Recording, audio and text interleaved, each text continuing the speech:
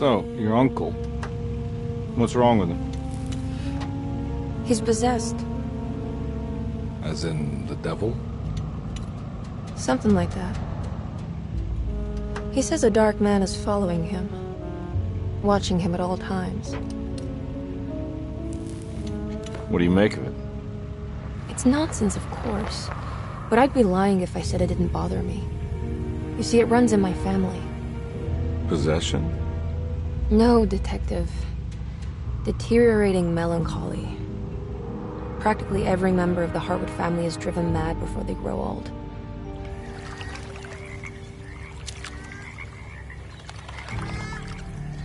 But Jeremy didn't kill himself. Is that why he's at your setup? Despite being convinced that he is truly possessed, he decided to put his last chips on Dr. Gray and his psychoanalysis, figuring he might stumble upon some cure.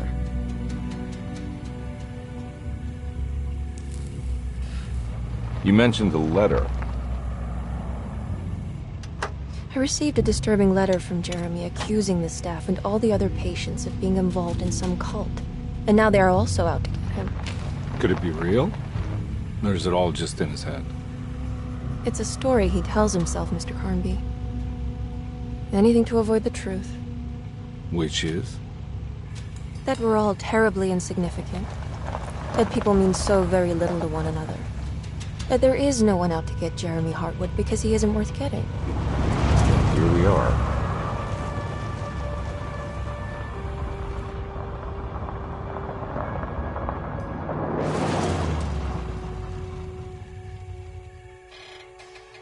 My uncle's not well, Mr. Carnby. I want to make sure he's all right. Then what's my part in this? You couldn't get a cab? I just wouldn't feel safe going alone.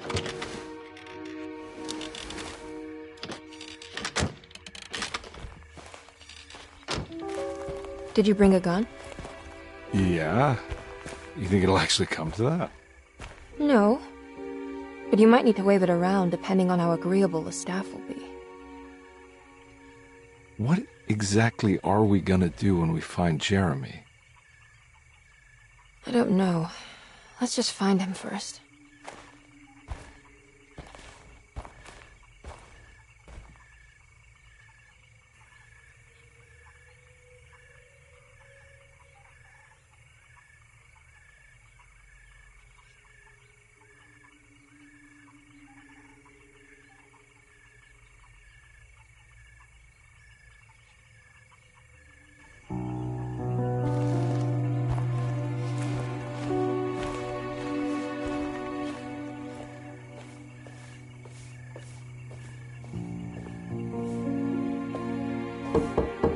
Hello? Hello? Looks abandoned. It can't be. There has to be someone around. Wait here. I'll go around back.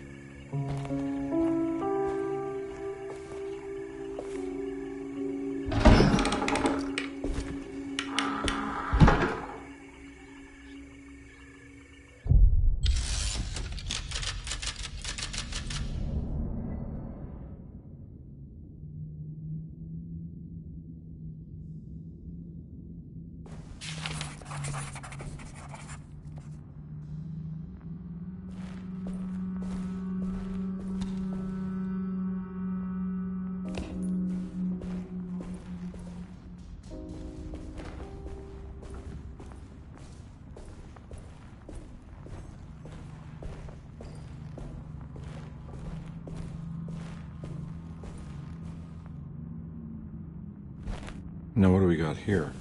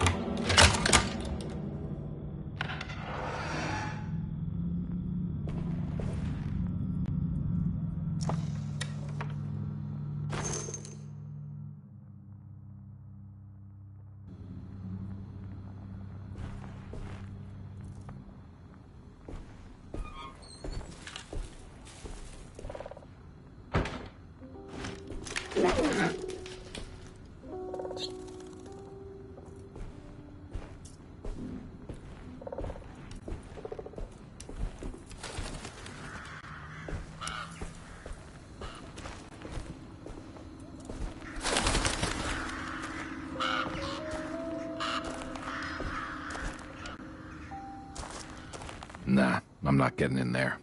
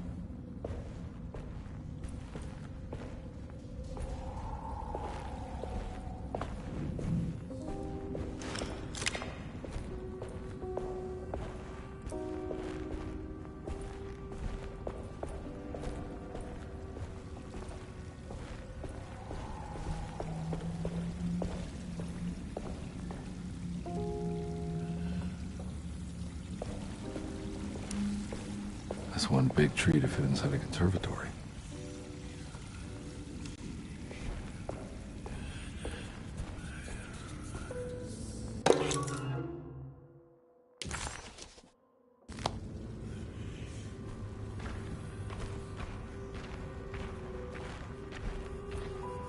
Huh? What?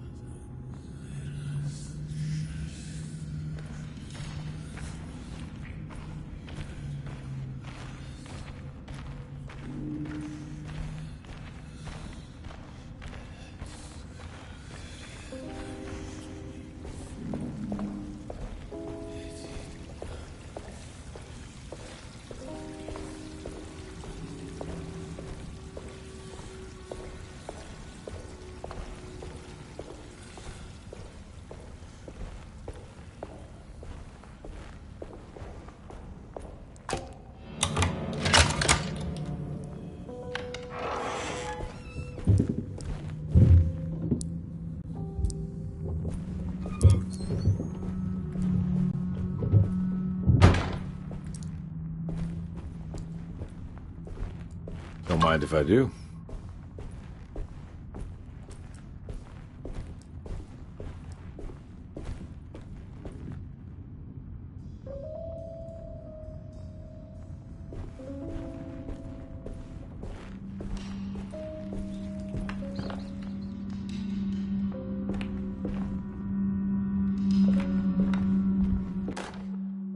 Every day your silence weighs a little heavier.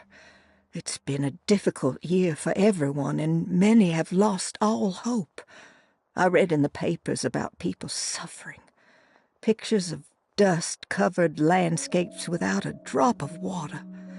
I wish I knew if you were still tending the earth or if you had turned your back against us. I have started to look for help elsewhere.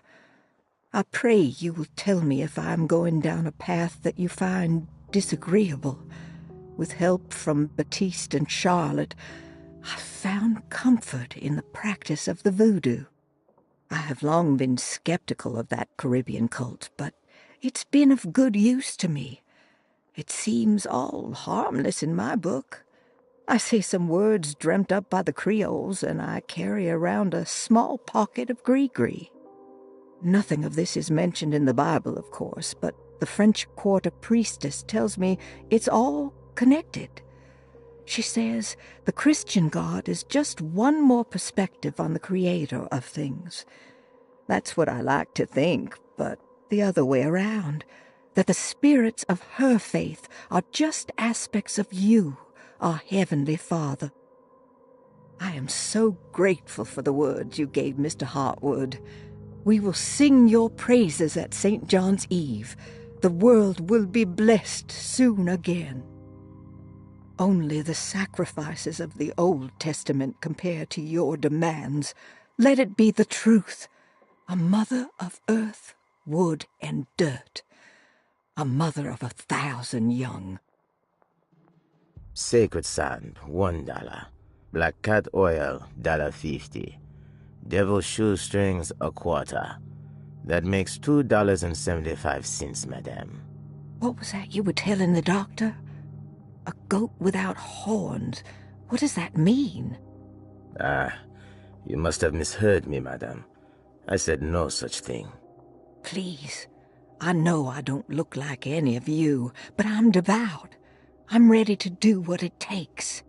Do not be so eager to sacrifice the few things you have left, madame. Now please, leave my store. A goat without horns.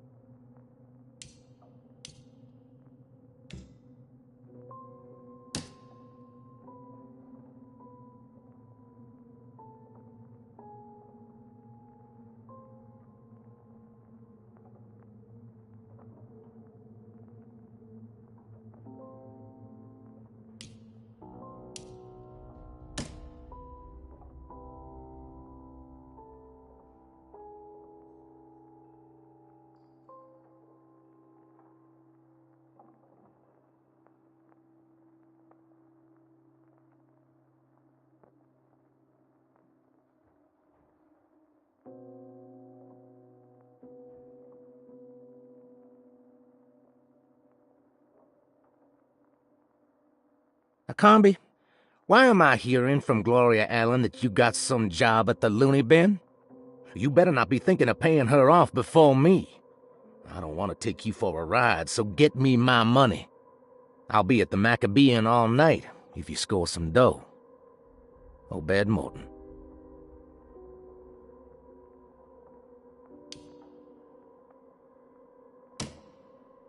Louisiana State Board of Private Investigator Examiners grants the following license to Edward Carnby, Decatur Street, New Orleans.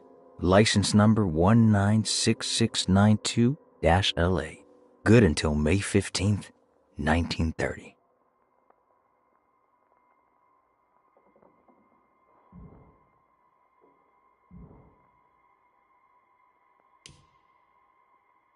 Desetto, the old plantation building, was ready to fall, but kept alive by some starry-eyed carpetbagger called Dr. Gray.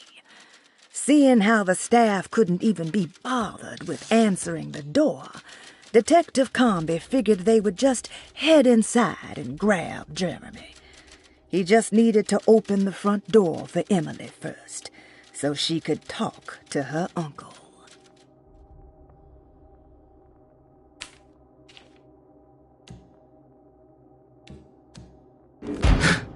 What was that?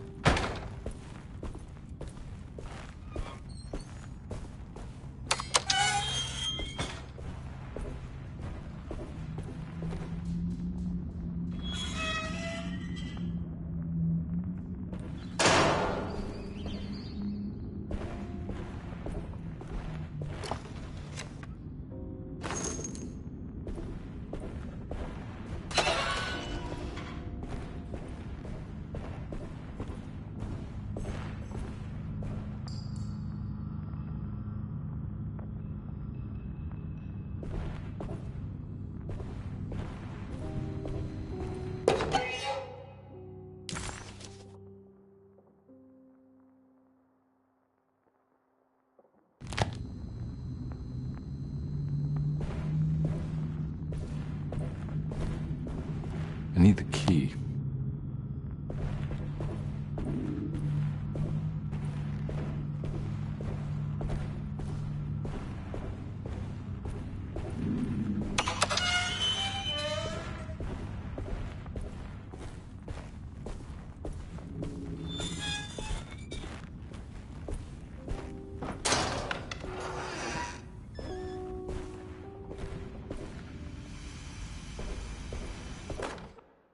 Please do not touch the boiler. It is working after all. While the sabotage has caused a leak, only the decorative plate has been completely ruined. Let's wait for Mr. Chance to turn up and he can take a look at the leak. Mr. Waits.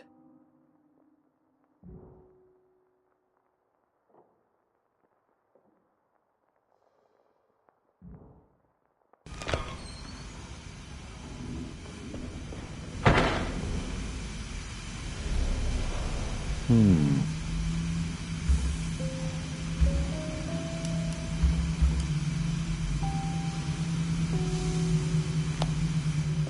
doesn't look safe.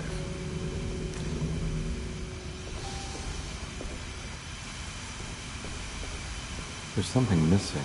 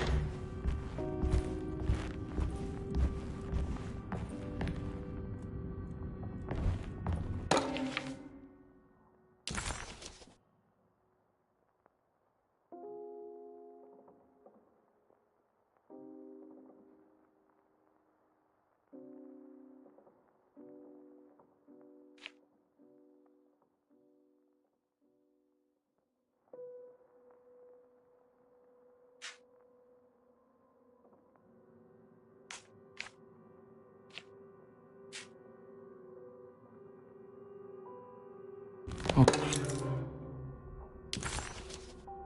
Hey.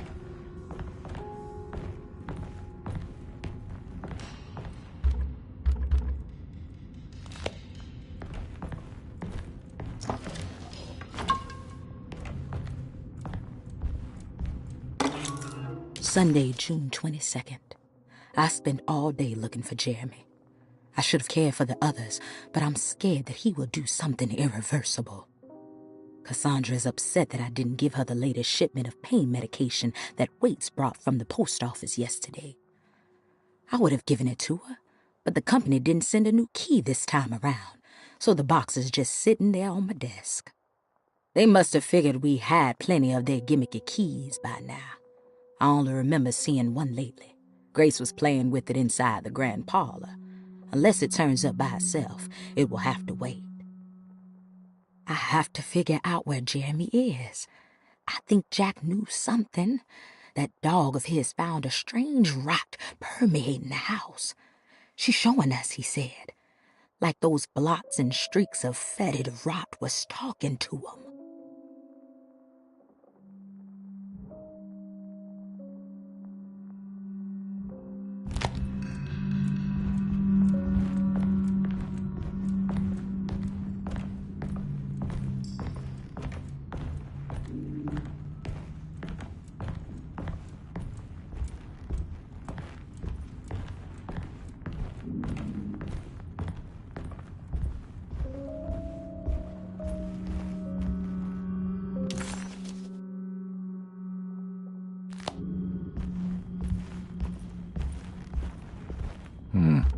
I need the key.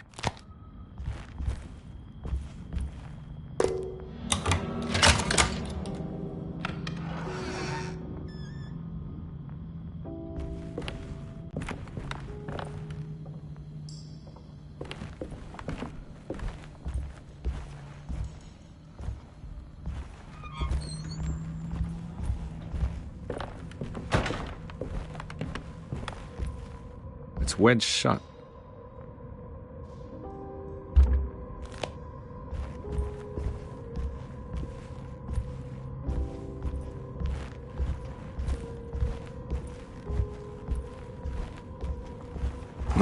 Looks important.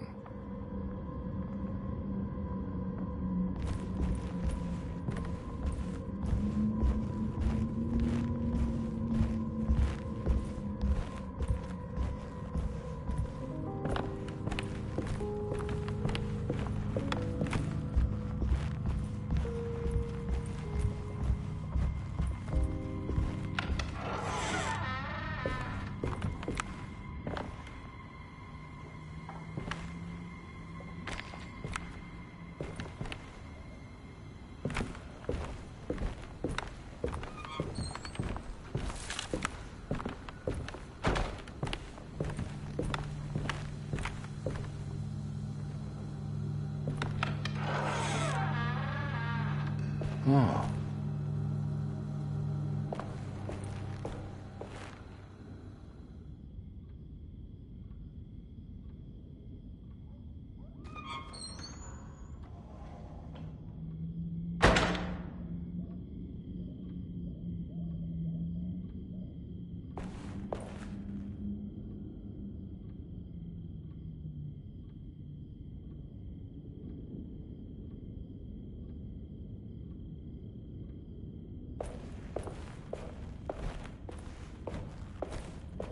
I need the key.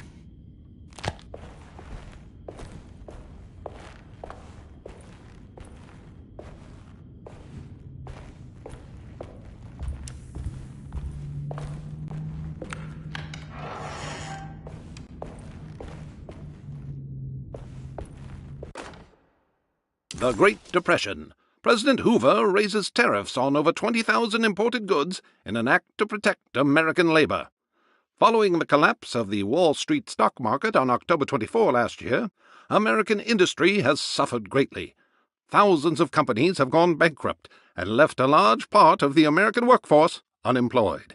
In an attempt to turn the tide, the Smoot-Hawley Tariff Act has been signed by President Herbert Hoover. By regulating commerce with foreign countries, the government hopes to encourage the industries of the United States to compete with cheap foreign imports. Superstition on rise.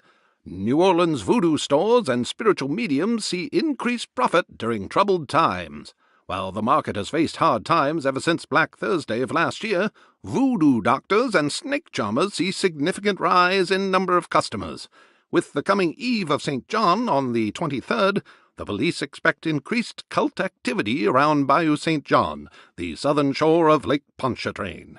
Voodoo rituals in that area on the Eve of St. John have a long tradition reaching back to the first snake worshippers brought as slaves from West Africa. During the 19th century, its practice was popularized by the legendary Marie Laveau and has since been embraced by many of the Creoles and the surviving aristocracy of the French Quarter. Author seeks asylum. Rumors regarding author Cassandra Beauregard making Derceto her home verified. Derceto Hospital is an old plantation building on the eastern shores of Lake Pontchartrain. While often considered an asylum for the insane, residing Dr. Elmore Lee Gray prefers to think of it as a convalescent home, a place where you can go to rest. The patient list is kept secret, but thought to include many of the black sheep of wealthy families, because at Derceto, treatment does not come for free. Local author Cassandra Beauregard has now been confirmed by her own admission. She's been lauded as a powerful Creole voice and written many successful books. Lately it was reported from Hollywood that she has finished a moving picture manuscript titled Slaughter Gulch. That film is set to hit the theaters next year.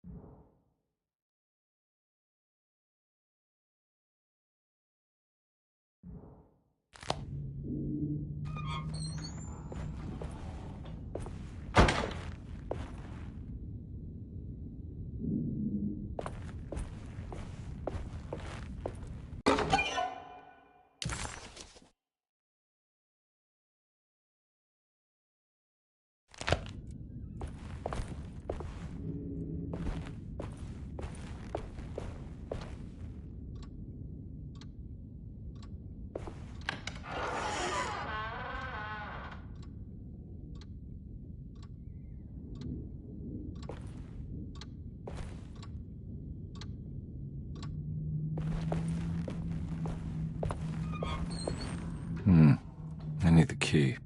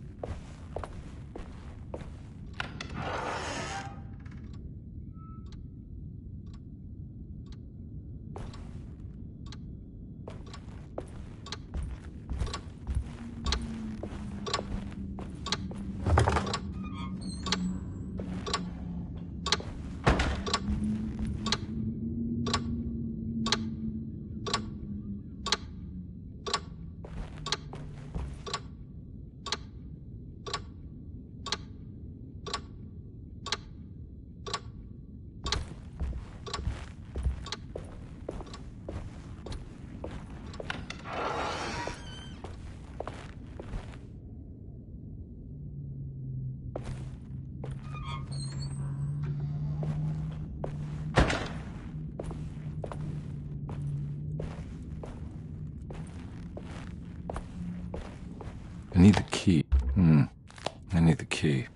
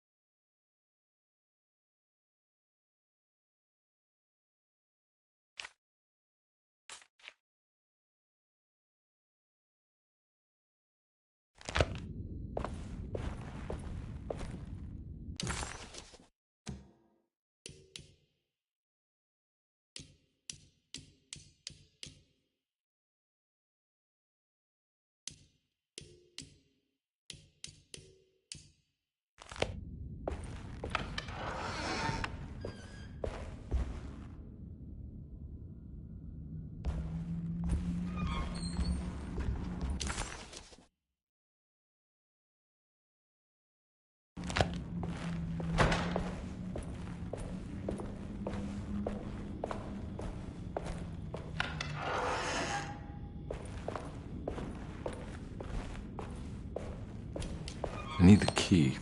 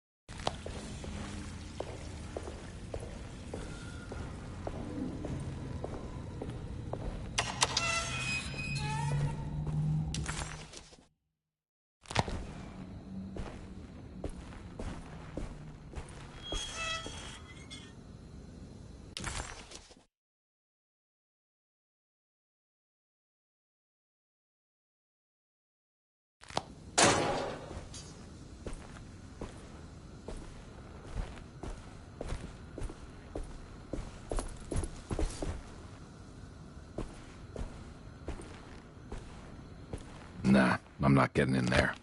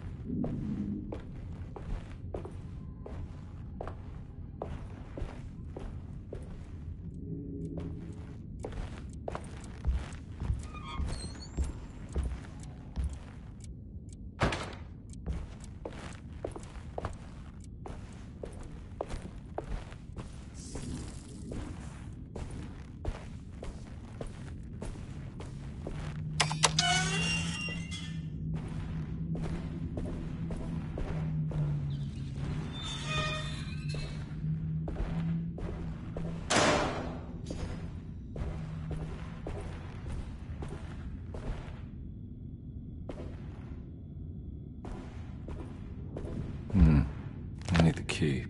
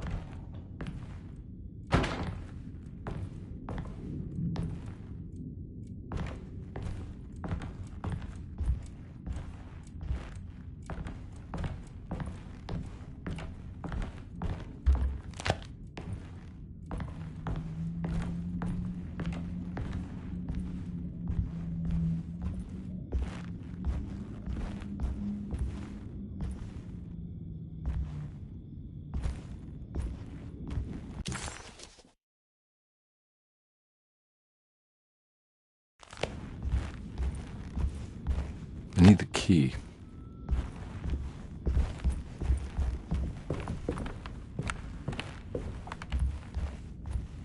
It's wedged shut.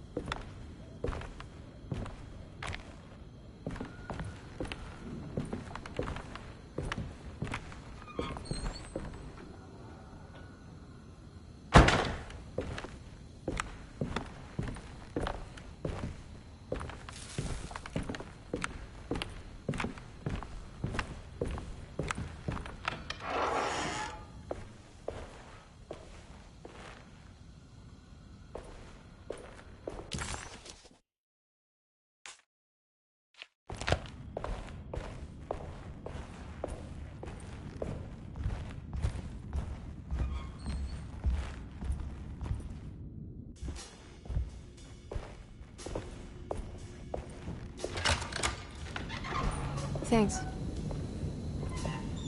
What are you doing? Who are you? Whoa, pardon me, excuse me. My name is Edward Carnby, private investigator. I hope you don't mind we let ourselves inside.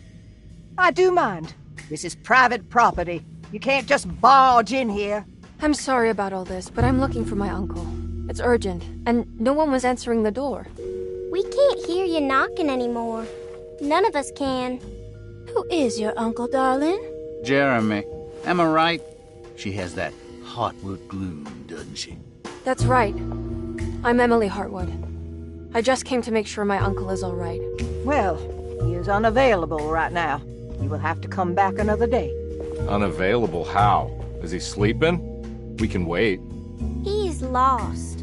Don't I know you from somewhere? Who's your man again, Miss Hartwood?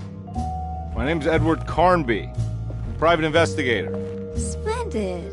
Enough! All of you! Get back to your rooms! McCarthy, keep your eyes on the child. And you two, please leave immediately. Look, we're not here to cause any trouble. Just let us see the old man, satisfy the curiosity of my client here, and we'll be off. Jeremy has gone missing. There's no need to worry, but it might be some time before he turns up. The whole staff is looking for him. What? He ran off? I don't have time for any of this. Please, come back tomorrow. All right, in that case, we'll just wait in his room. You don't mind, do you? It's upstairs, right? Wait, you can't. Don't worry, we'll be discreet. In the corridor. It's the first door on your left. I'll tell Dr. Gray you're here. Excellent. Thank you, madam.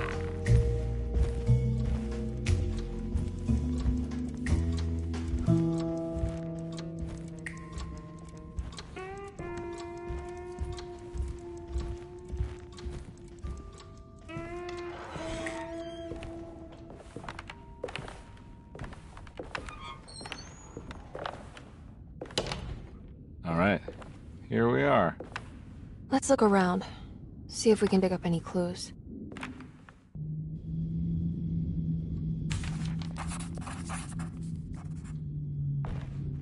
Jeremy had gone missing.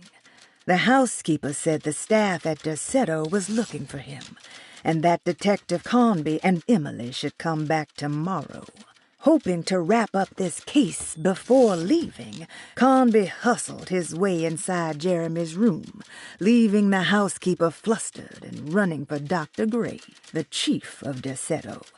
Having bought some time, this was the perfect opportunity to look for clues regarding Jeremy's disappearance.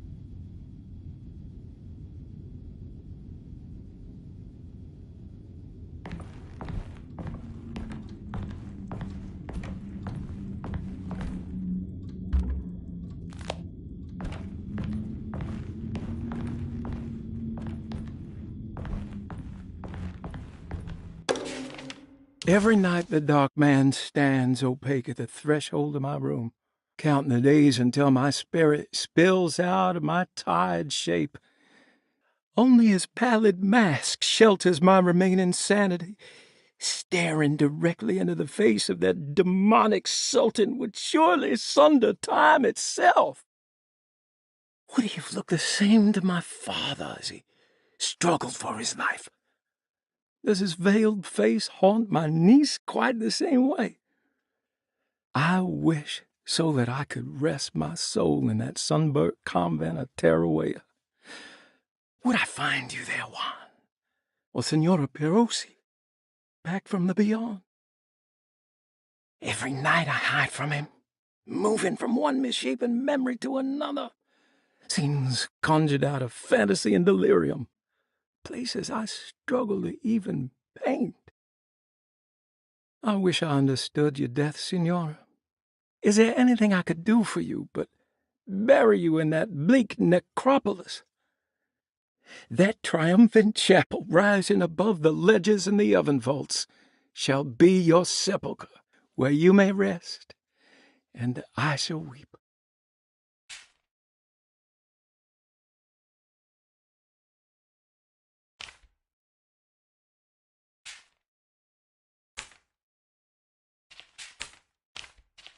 How did you first come to understand such things, Senora?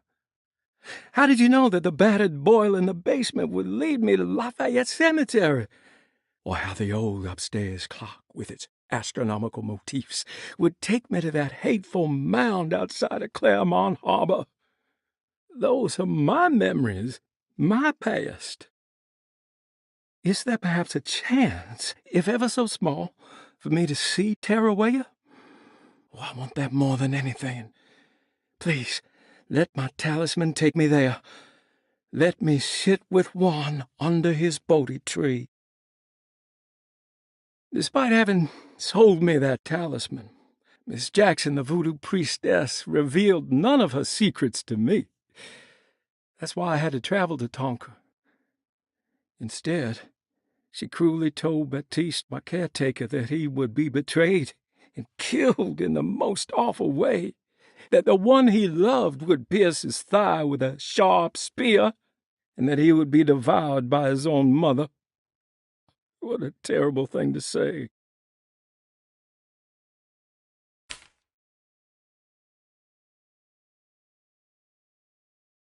The people of Deseto are becoming dangerous. They do not understand what they are doing. I must do something to stop them. I tried talking to Dr. Gray, but he confuses my worries. He's caught up in treating me. How can he expect evil to be cured with medicine and conversation? The orderlies, the housekeeper, and the patients are all deranged. They will call upon evil to enter this world. All will be lost. Everything. Unless I can find the clerk, Mr. Waite. He seems to be a clear-thinking man. Maybe Beauregard.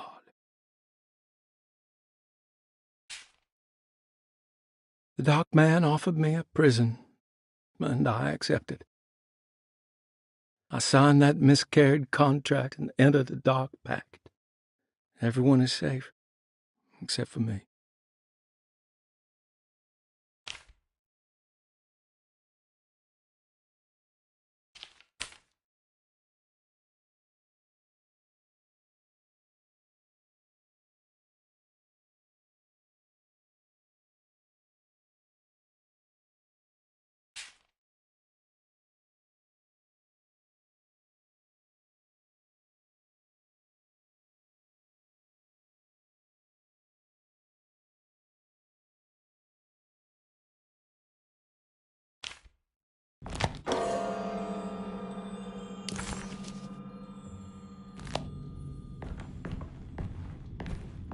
I found a book full of peculiar notes. Have you heard of something called Tarawea? No. What's that? I might be reading too much into this, but I think it's the place he wants to go to. Oh, okay. Sounds like a clue.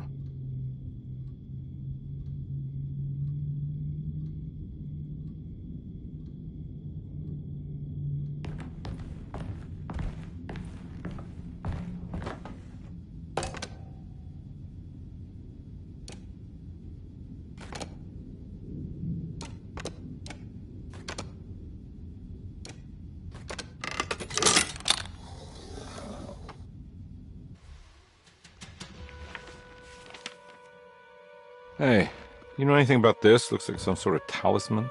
No, I don't. Oh, help me out here, will you?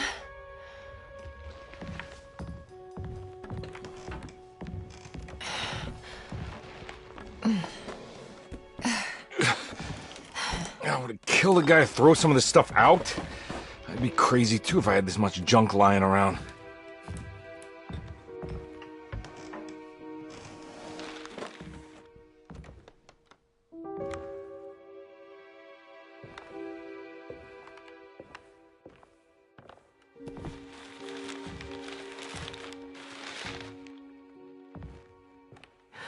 Oh, wow. That's striking. I want to save this one.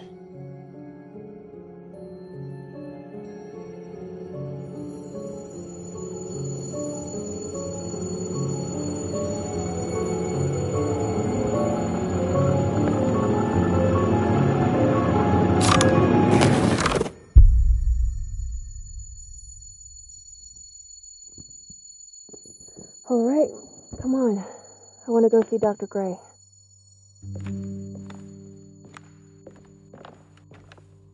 Come on, let's go. Yeah, I'm coming.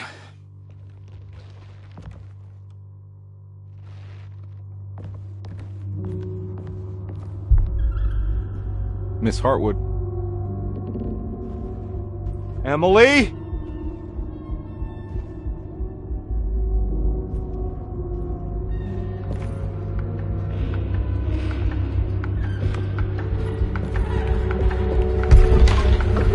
What the hell is going on? Where am I?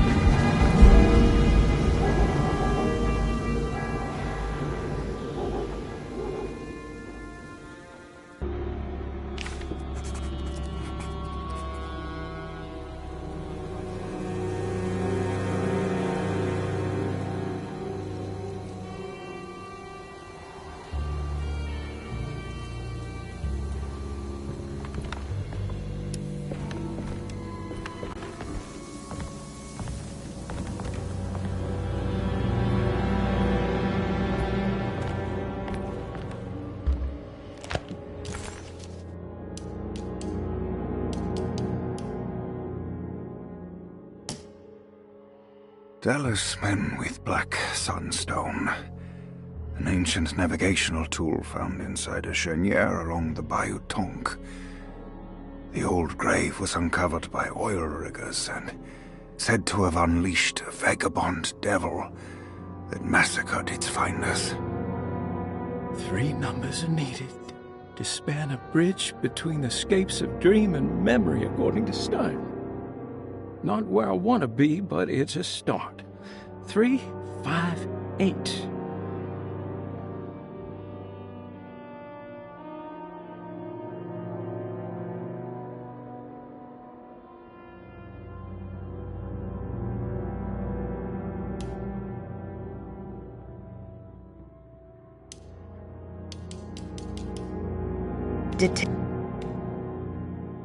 Detective Conby couldn't believe his eyes. The French Quarter scene before him was dark and sinister. The only sign of life he could see from Jeremy's balcony was the light coming from a lone corner store.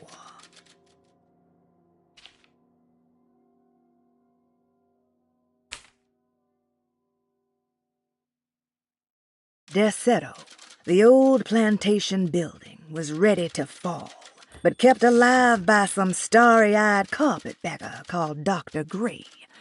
Seeing how the staff couldn't even be bothered with answering the door, Detective Conby figured they would just head inside and grab Jeremy. He just needed to open the front door for Emily first, so she could talk to her uncle.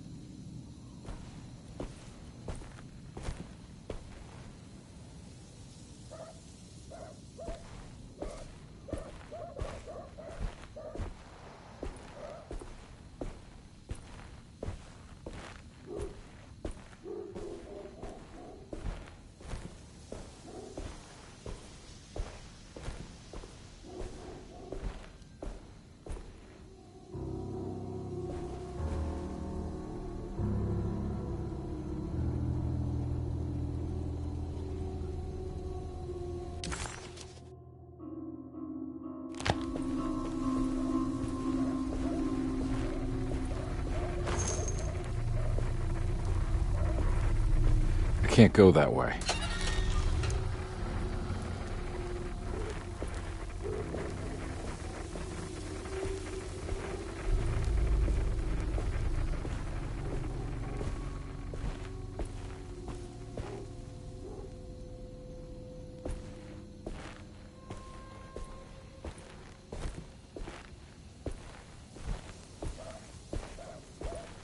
What the hell is going on?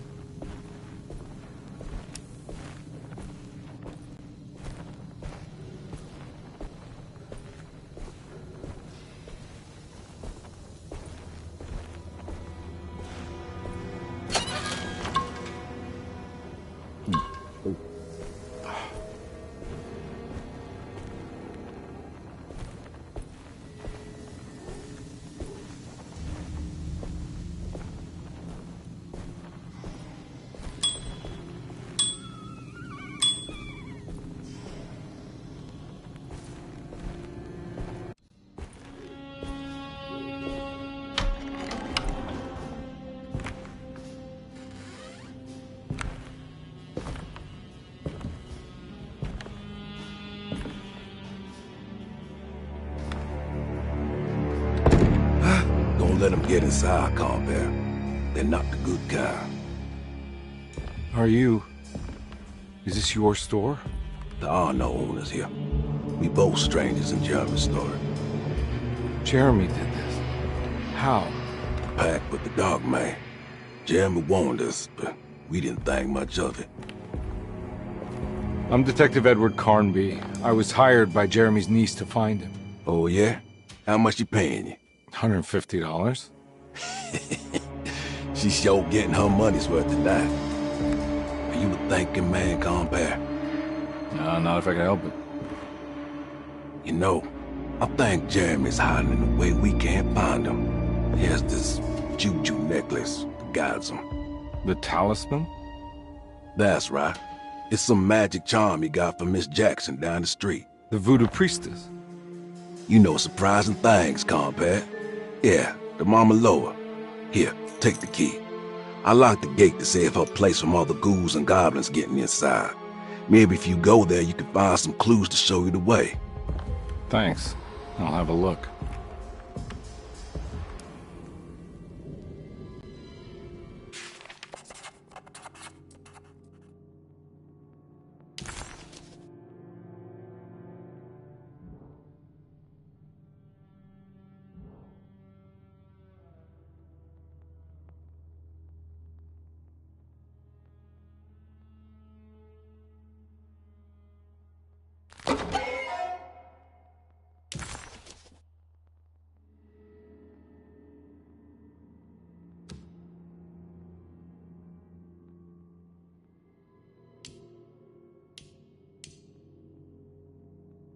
Detective Conby hesitated to buy into the stranger's explanation, but it was all he had.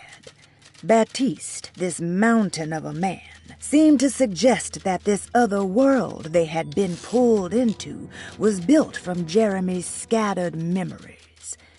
It sounded crazy to him, but Conby couldn't exactly deny the situation he found himself in. Baptiste believed Jeremy was able to move freely between worlds using a talisman he got from Miss Jackson, a voodoo witch doctor that made a good living from alleviating the rich from their ailments and their money. In hope to find Jeremy, or a way back to Deseto, Conby set out to investigate Miss Jackson's place.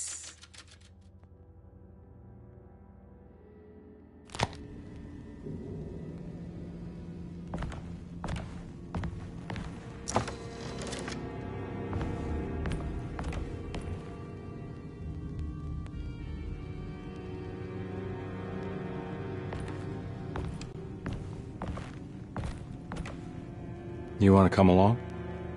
Nah, I'm gonna stay here for a while.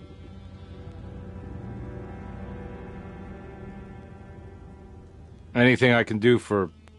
Sorry, I didn't catch your name.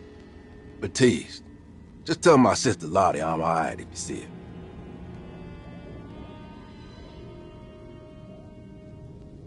her. All right, I'm heading out. Be careful out there.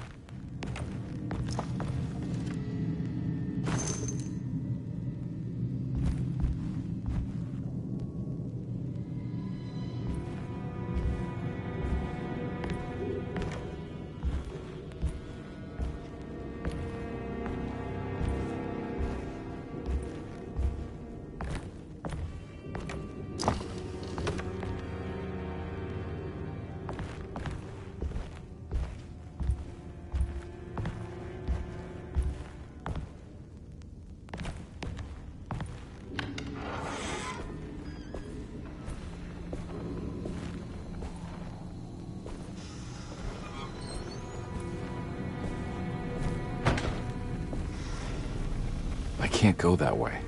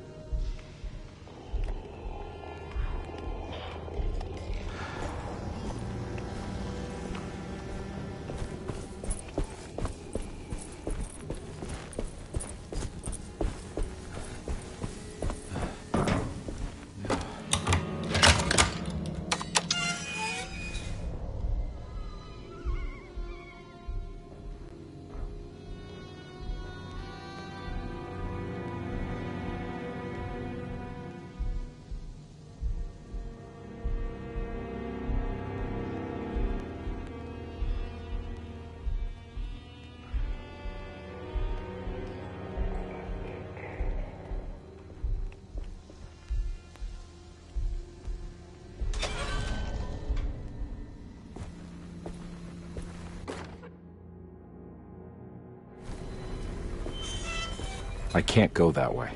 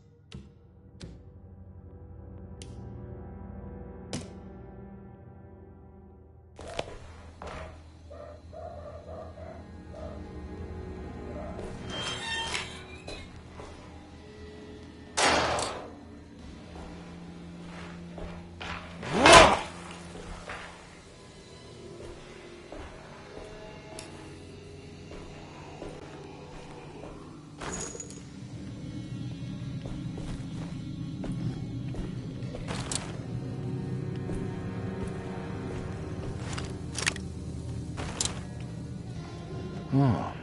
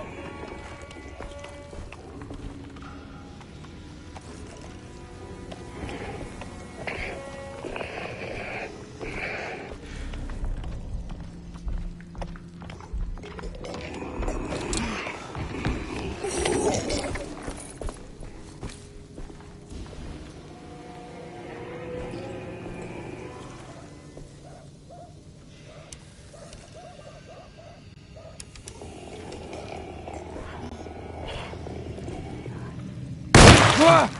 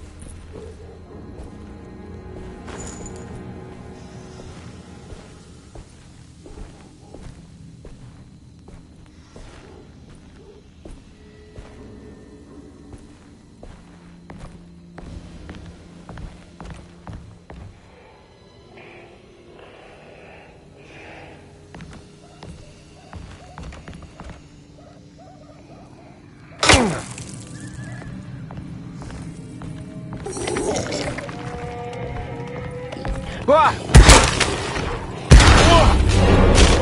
My weapon broke!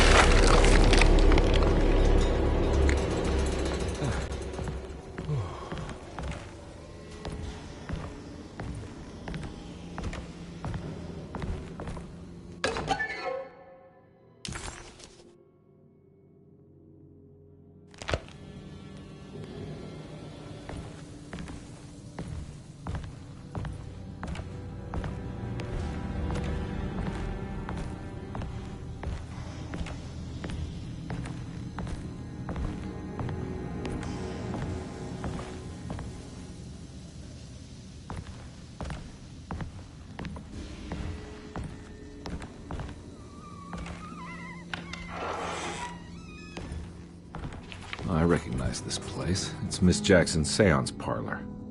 Let's see if she's got any information on Jeremy's talisman. He recognized this place. It was Miss Jackson's seance room.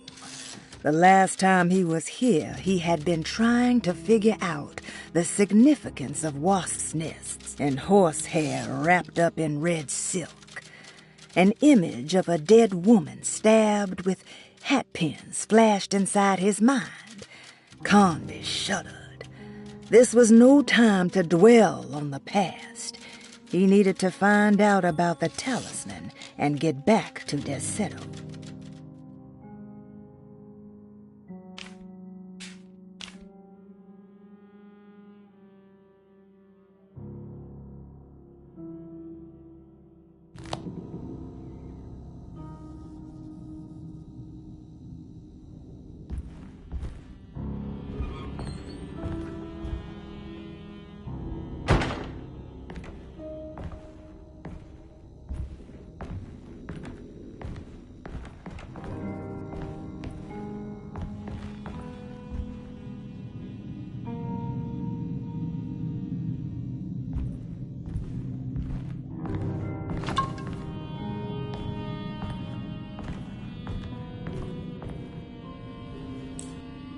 It's the talisman, like the one in the painting.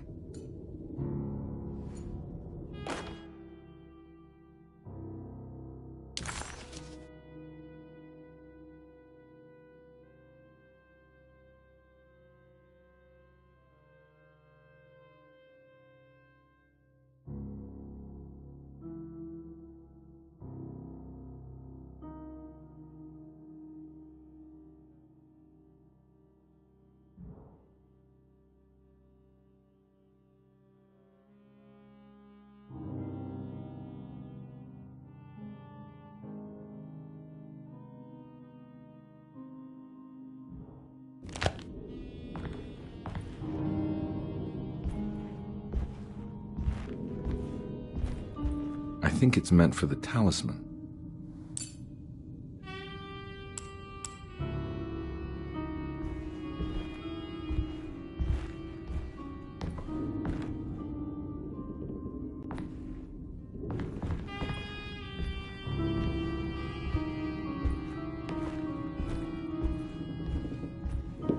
I think it needs numbers, like coordinates.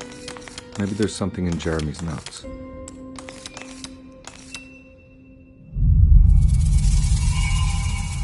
It's showing something. Place? Where is that?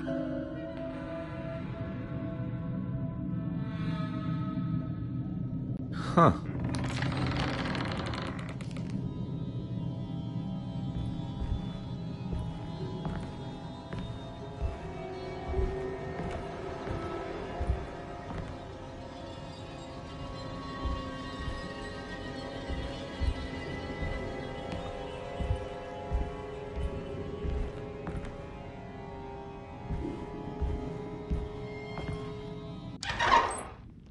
Detective, I was wondering when you were going to show up.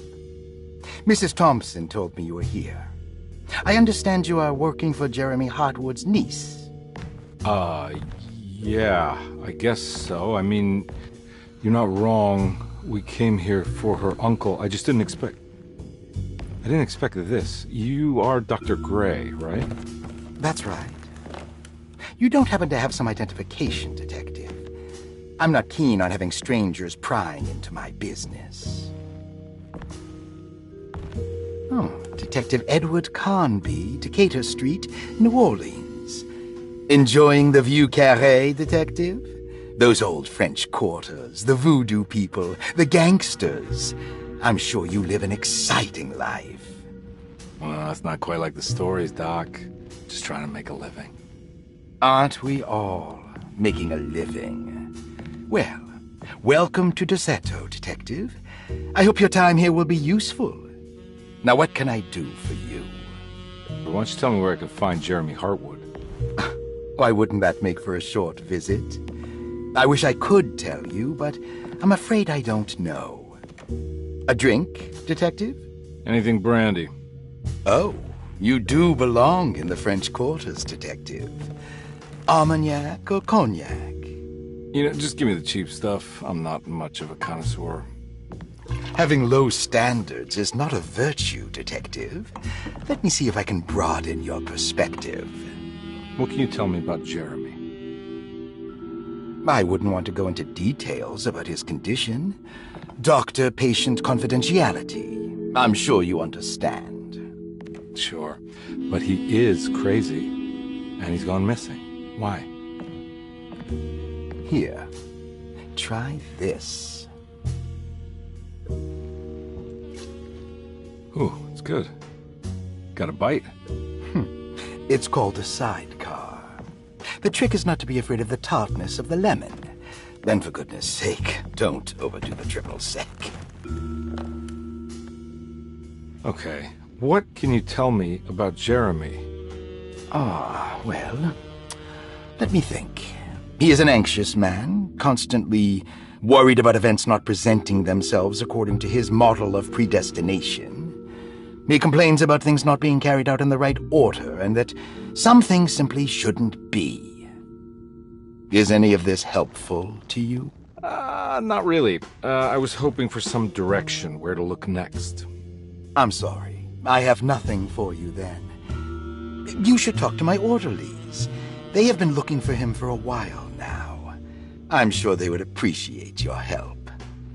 Yeah, I ran into Batiste earlier. Come to think of it, he might have given me a lead. Oh, excellent. So your investigation is already underway. I'm gonna go, but I'm sure we'll meet again. Looking forward to it.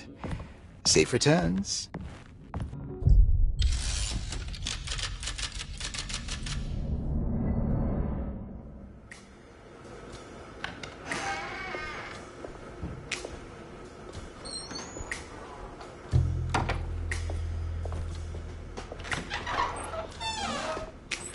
Detective Carnby, where did you go? I was just talking to Dr. Gray. You disappeared. No, it's not what you think. Have you found anything strange going on here? Yes. Everyone is being incredibly evasive and I can't figure out why. No, I mean something you can't explain. Paranormal, even. Detective, I really need you to get yourself together. I can't do this alone. Forget it. I'll figure it out. Do you want to come see Dr. Gray? No, I want to try something. With this talisman, I think I can follow Jeremy to the place he mentioned in the book. What was the name? Do you remember something Spanish? Tarawea. Yeah, that's where I need to go. Detective, are you gonna be all right? Yeah, of course. Go talk to Dr. Gray. We'll rendezvous later.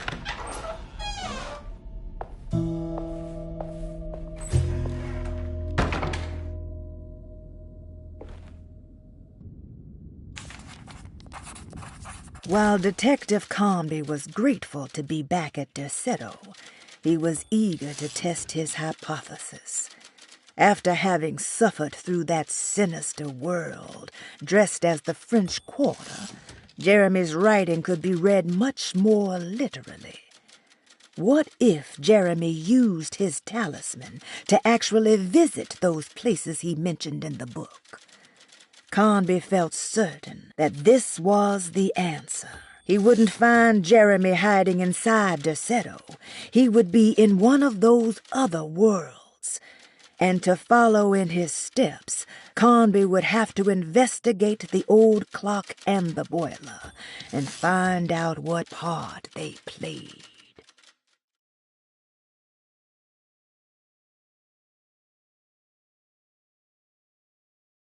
This talisman brought me back from the French Quarter in the blink of an eye. If Jeremy can travel so easily, then he could be hiding anywhere, even Tarawea. If he can do it, so can I. I just need to figure out how the talisman works.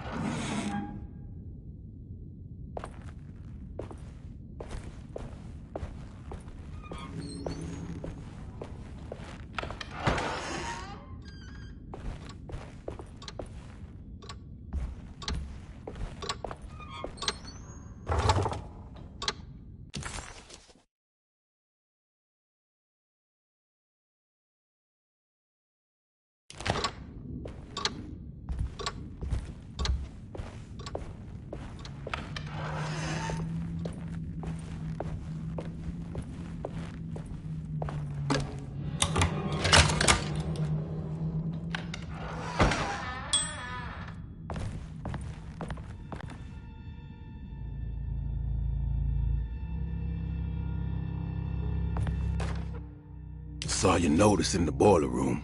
You should know Mr. Chance won't be coming back. I got no business being in there myself, but you can take a valve from the wine cellar if you want to try to stop the steam pouring out. Be careful.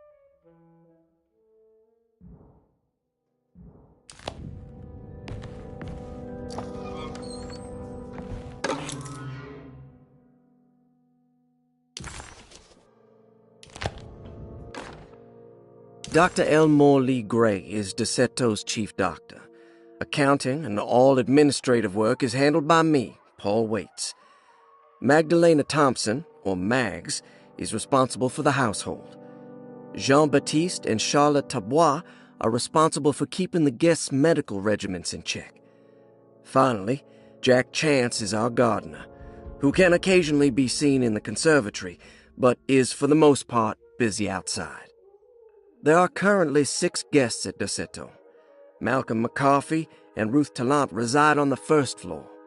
Jeremy Hartwood, Elisabetta Perosi, Grace Saunders, and of course Cassandra Beauregard live on the second floor.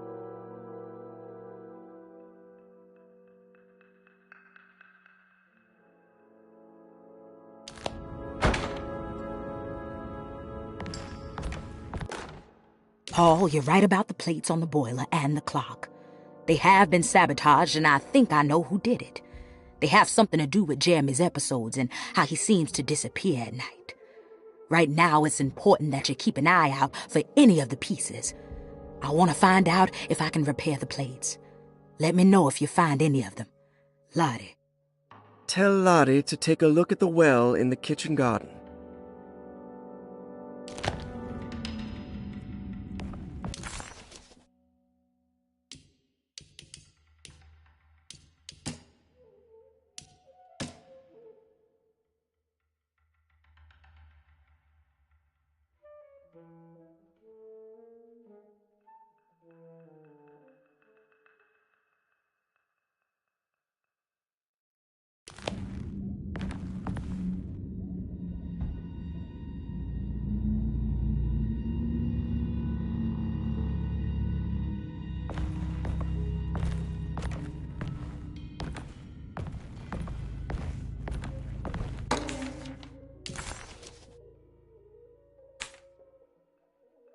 Cassandra Beauregard, the beloved author. Very exciting, isn't it? What do you want to put down for reason for admission? What her agent told us. Cassandra suffers from writer's block and needs to finish her moving picture script before the end of June. Mr. Chardot suggests Cassandra's heavy use of barbiturates is holding her back and risks ruining her career. And how should we summarize her personal history? Let's keep it short. Cassandra Beauregard is a beloved crime author who managed to pull herself out of poverty and into stardom. 5 years ago, she tried killing herself by jumping off a balcony. The incident left her a cripple and now relies heavily on her wheelchair. And for diagnostic impressions? Cassandra suffers chronic back pain following her suicide attempt. She self-administers morphine to keep herself ambulant, but has become addicted and the desired effect is now lost. The drug abuse clouds her mind, and she is unable to focus on real life. To save herself from this insight, she instead makes up stories to fill out the gaps in her own thought process, resembling the Korsakoff syndrome. Oh, bravo, Doctor. How will you treat her? First of all, she needs to be weaned from her drug addiction, and hopefully it will resolve her compulsive lying. Then look into permanently numbing her pain in her back through surgery. Finally, deal with her suicidal thoughts. Fantastic. With such a short time before June, I really hope she gets better soon. We will do what we can.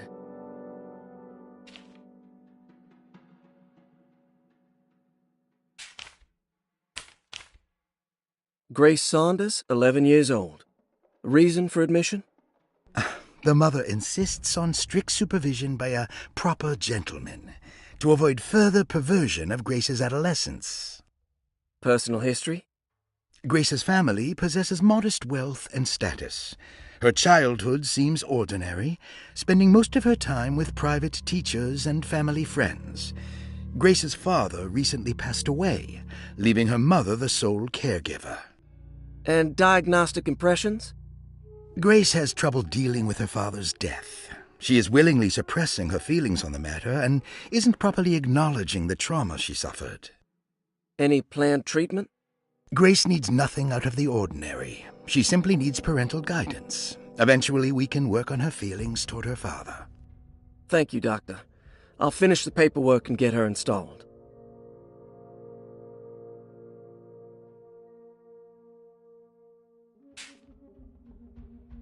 Malcolm McCarthy, 54 years of age. Reason for admission? McCarthy admitted himself to Dorsetto, stating simply that he needs some damn rest. And personal history? McCarthy claims he used to work as a lawyer in Baton Rouge, but says he can't go into details because of some legal dispute. His background remains largely a mystery, except for the occasional clue that he drops in conversation. Huh. And diagnostic impressions? McCarthy is an anxious man and an alcoholic. He often tells half-truths due to some deep-seated inability to trust other people. And how will you treat that? McCarthy will take some time to open up. Spending time with Jack's dog or the child should be good for him. Their harmless nature will help build his sense of trust. Thank you, Doctor.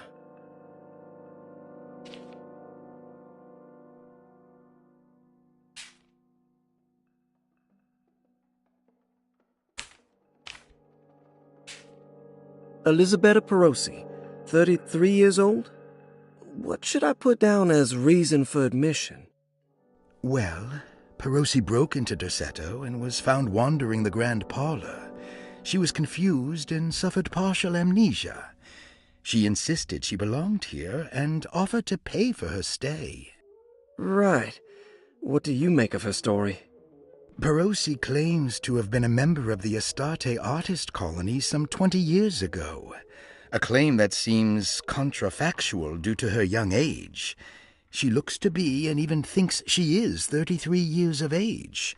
That would make her a child at the time.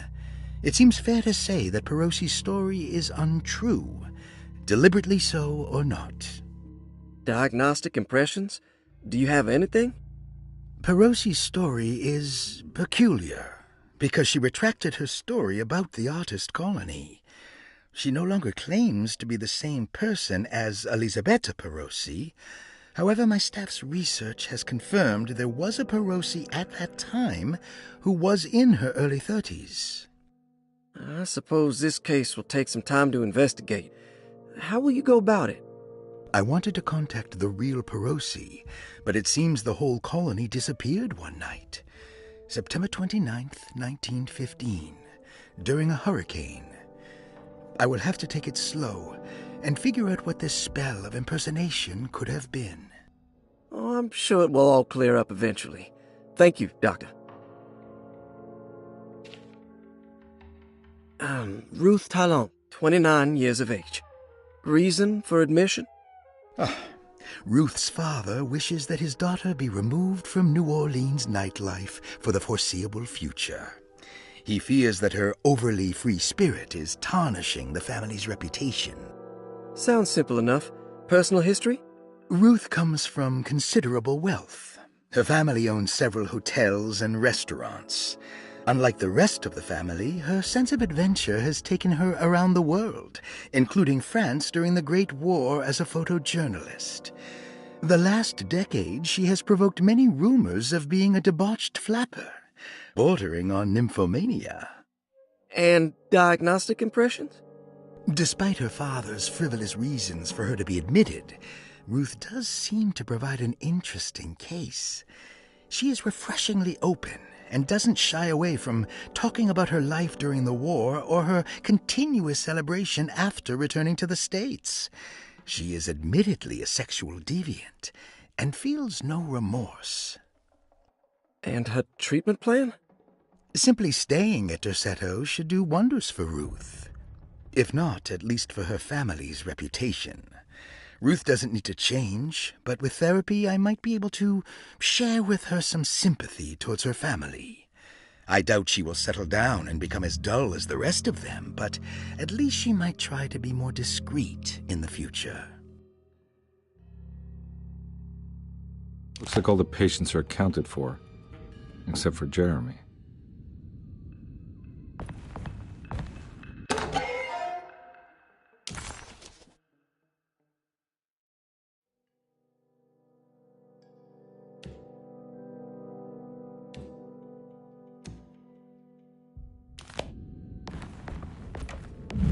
There's no way I can get into this thing.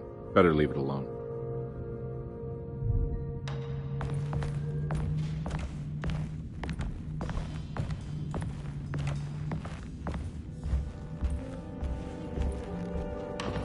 I need the key.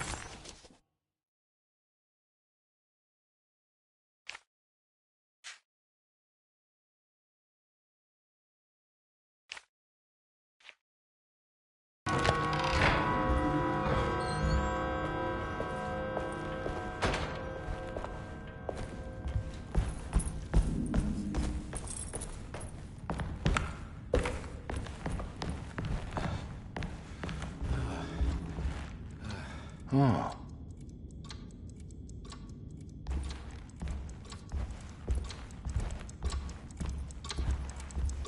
It's stained. Looks like some kind of rot.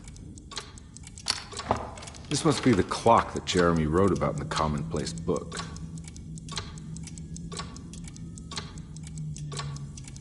Huh. Looks like the plate that held the talisman in the seance room. But it's broken and missing some pieces.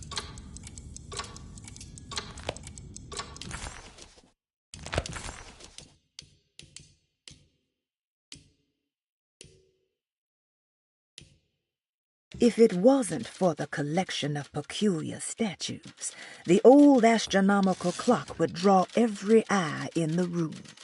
To Conby, It wasn't the intricate clockwork that stood out, but the odd-looking plate on the inside. It reminded him of the ritual bench in Miss Jackson's seance room, where he had manipulated the talisman to open a door back to Desetto. He wanted to try to replicate the procedure, but found that the inner part of the plate was broken. He would have to find the missing pieces and put the plate back together.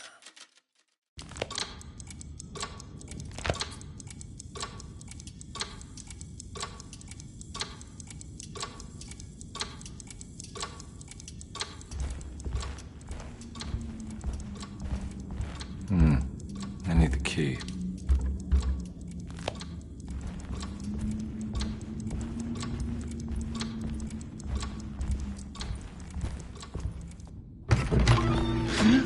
Yeah, sorry, Detective. Didn't mean to obstruct justice or anything. That's fine. You know, I'm kind of busy with my own case of a missing person. I was wondering if you've seen Grace, girl about yay high? I can't say that I have. Why are you asking? Well, I'm looking for her. Is she in trouble? No. She's just hiding somewhere. We can't have a rascal like that running around unchecked at a time like this, you understand? Well, I haven't seen her. Well, let me know if you find her. I'll be around. I'll keep an eye out for your man, Jeremy. You scratch my back, Detective, and I'll scratch yours.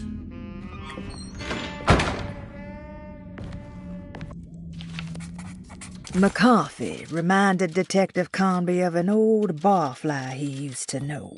He detested him. There was no getting around it. McCarthy was going to have a hard time getting on his good side.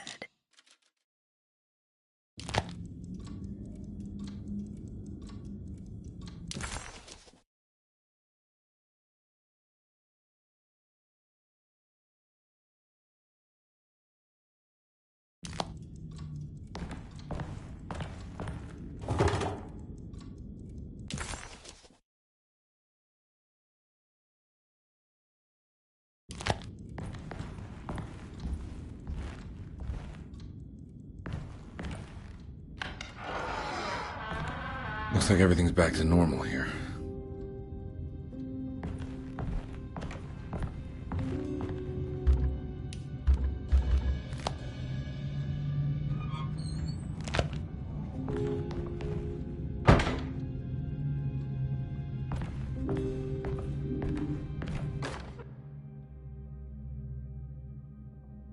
Emily's here.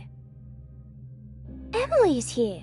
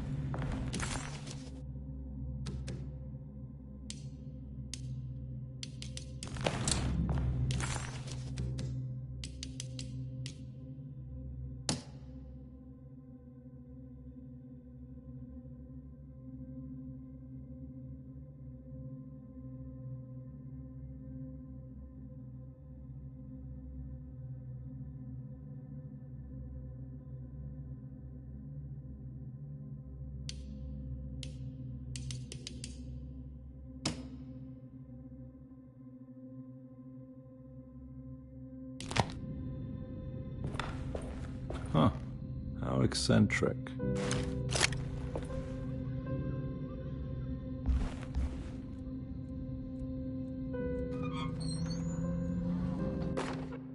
I did it! I crossed the thresholds to my intended destination without a focusing device. My talisman now knows these roads, and I have no need for the plates. I can find my way to Lafayette as easy as I find my own room. I visited the grave of my father and seen the oven waiting for me. Thank you for opening these doors. I now must summon my courage and go back to that hateful mound outside the oil rig. I hope you'll be feeling better when I return. Jeremy.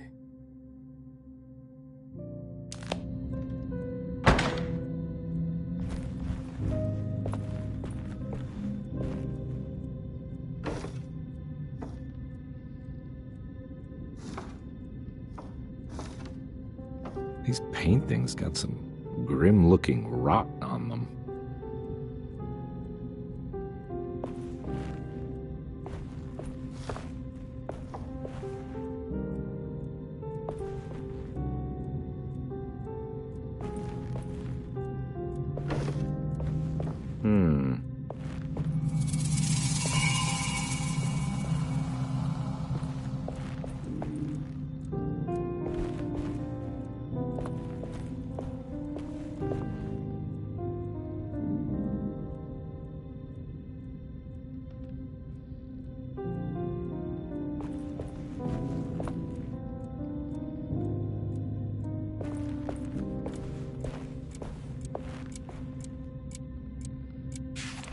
Starting artist colony. I remember hearing about their disappearance. Must have been 15 years or more now.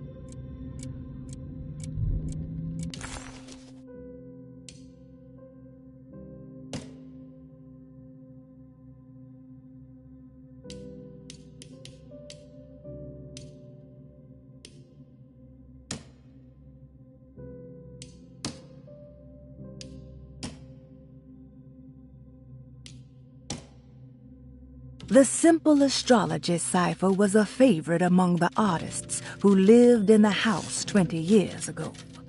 They easily turned into numbers when needed, but also acted as signatures for the members, as there were only 12 of them.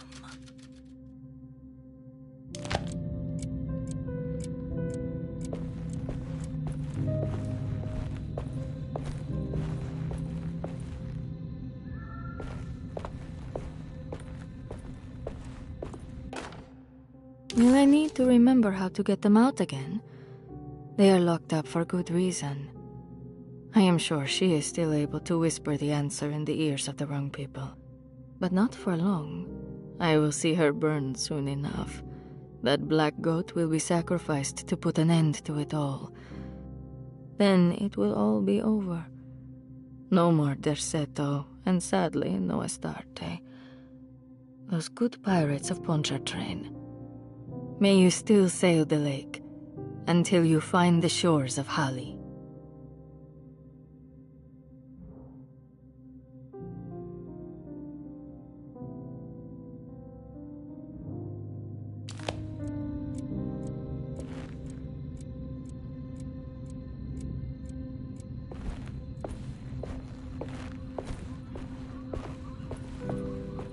What are these symbols?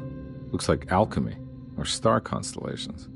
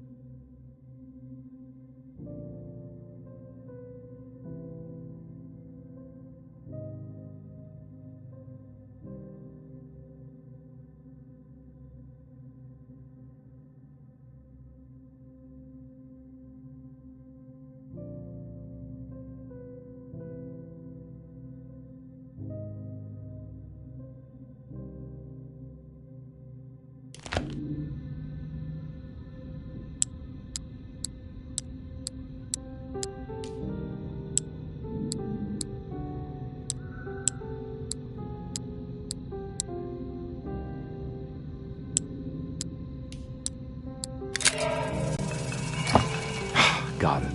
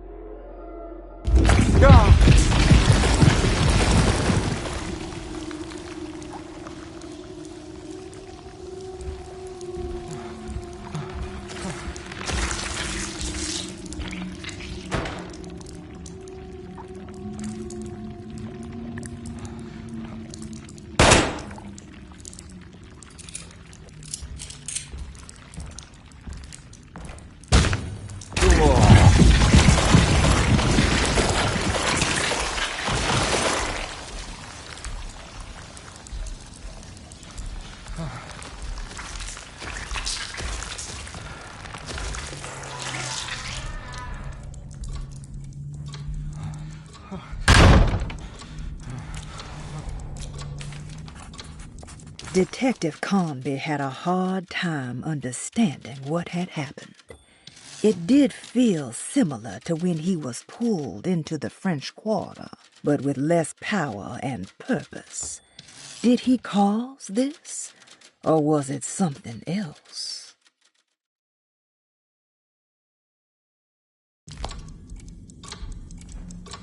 What happened? Everything's normal again? Right.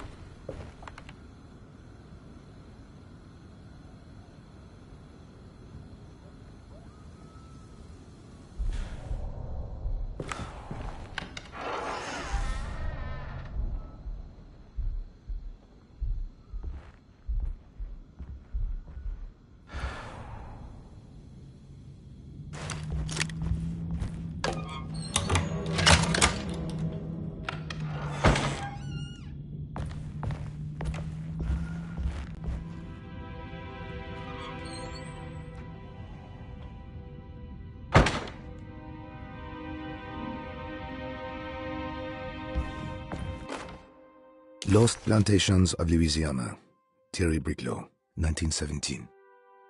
Derceto was a small plantation on the eastern shore of Lake Pontchartrain. The land was considered difficult for industry and was sold for only $30 to Elijah Pickford in 1818. Pickford employed hundreds of workers from nearby New Orleans to clear the woods and build a small plantation mansion facing the lake with a striking Greek Revival temple facade. Derceto kept a modest production of Barrique tobacco and indigo that persisted up till the Civil War. During the antebellum era, Derceto was the source of many rumors concerning voodoo and witchcraft. People who traveled the lake reported seeing people dance at night in front of bonfires, bleating and wailing. On June 17, 1862, Captain J.W. Norton of the Union Army recounts leading a raiding party from ships anchored in Lake Pontchartrain in order to seize control of Derceto and free the slaves working there. The captain was surprised to find the workers fighting back with unprecedented zeal. Norton's account describes these men and women as enraged with fanaticism. Pickford reportedly tried to placate the raiders, but was shot in the confusion. Captain Norton left the mansion burning and retreated to his ships with his men. Derceto was left in ruins for several decades. The ownership of the land was long disputed and returned to the Ledoux family in 1901. Several police reports were filed during the following years as the Ledoux tried to get rid of a camp of squatters on their land. The police made several visits to remove the trespassers, but the people kept returning. On November 1, 1907, Inspector Leras of the police charged a deadly attack in order to save several children kidnapped by the squatters. Many were killed, and even more were jailed. The following year, Ledoux rebuilt Derceto, incorporating the surviving stone foundation and adding a magnificent wrought iron conservatory. The farmland had been reclaimed by the surrounding woods, so it was no longer profitable to use as a plantation. Instead, the house was turned into an artist's colony. The Astarte Artist Colony was a successful group of artists, including figures such as painter Heinrich Cassel and poet Nora Keith. The group was also known for their beloved Mardi Gras crew called the Pirates of Pontchartrain. On September 29, 1915, a tropical hurricane tore through Louisiana, causing Lake Pontchartrain to flood New Orleans. Due to the remote location of Derceto, it took almost 2 weeks for outsiders to learn that the artist's colony was abandoned. The 12 residing artists had all vanished without a trace. The empty mansion of Derceto still stands on the shore of Lake Pontchartrain, with much of its temple facade intact. The Ledoux family currently has no intention of repairing the house.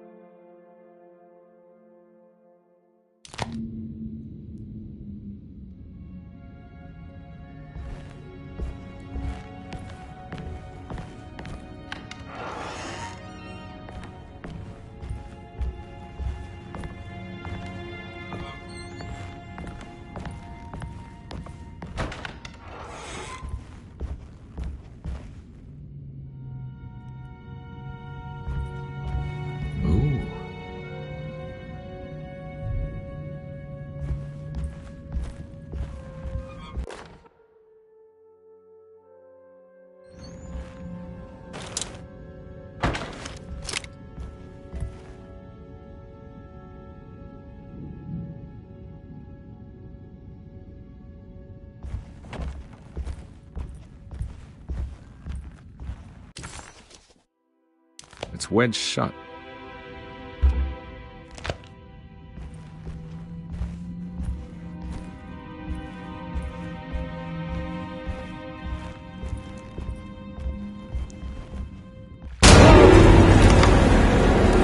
Christ.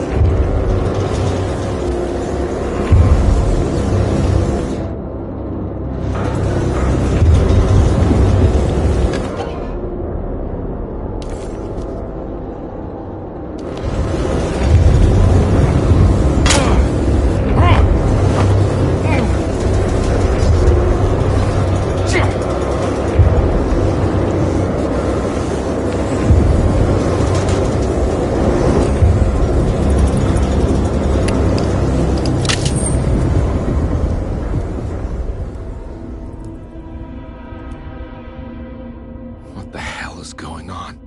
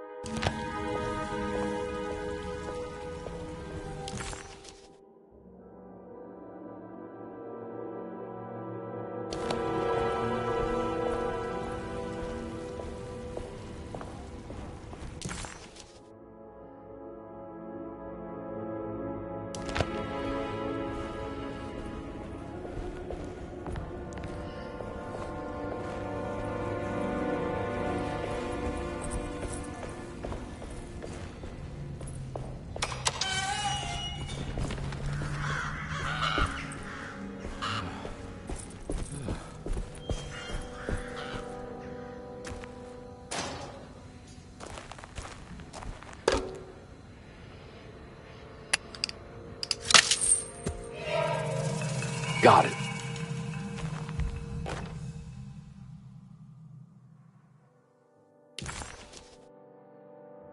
Hey.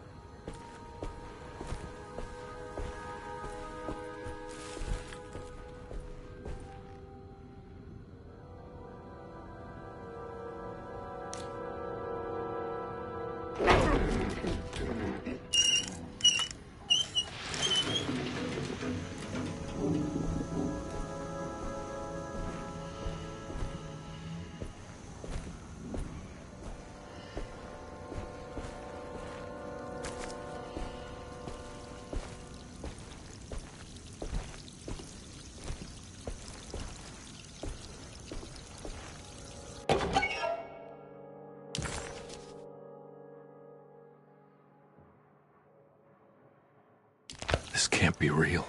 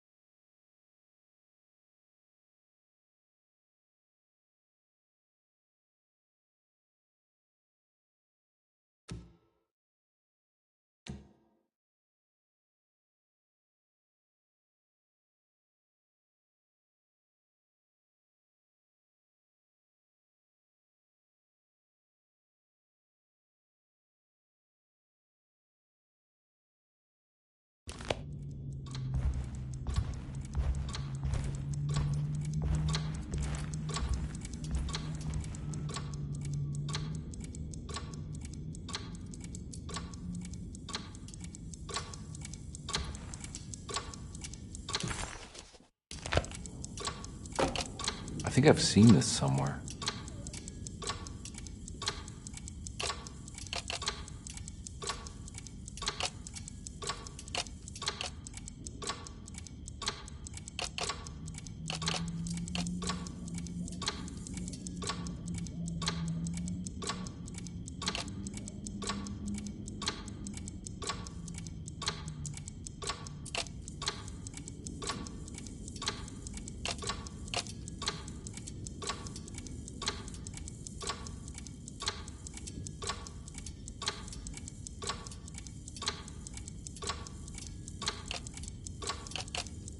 There was something in the commonplace book about this.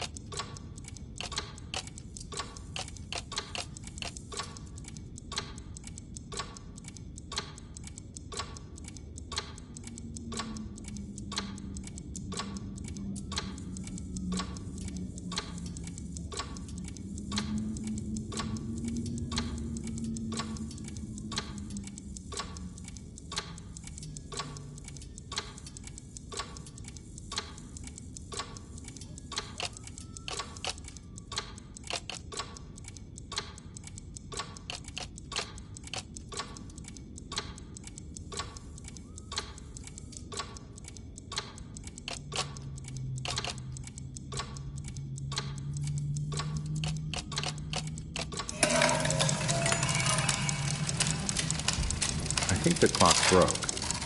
Or maybe it just stopped at a very precise place. Huh.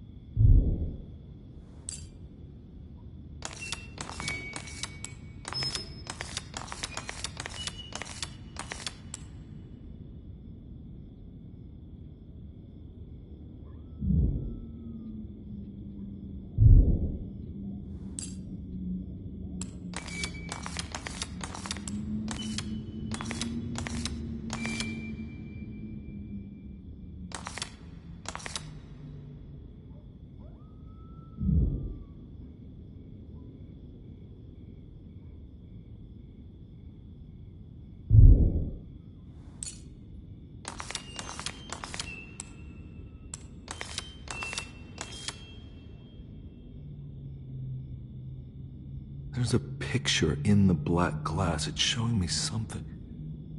It's the hallway, outside Jeremy's room.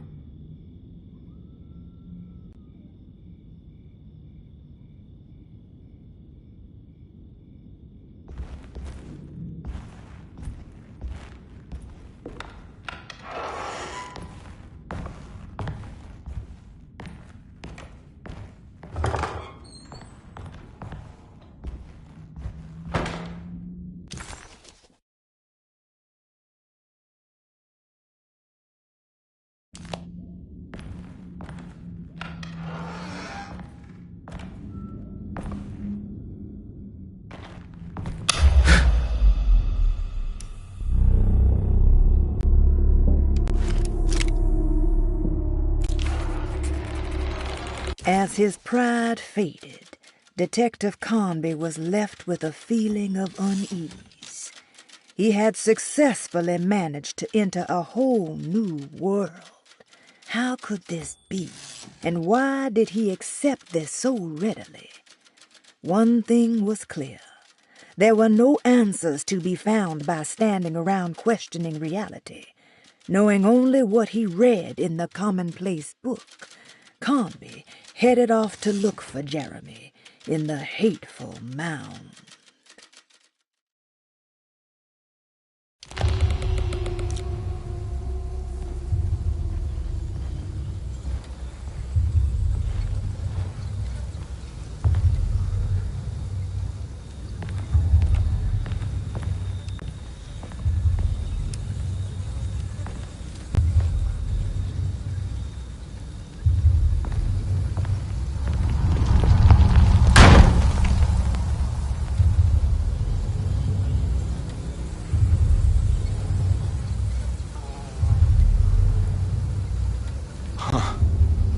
I made it. I entered another one of Jeremy's memories.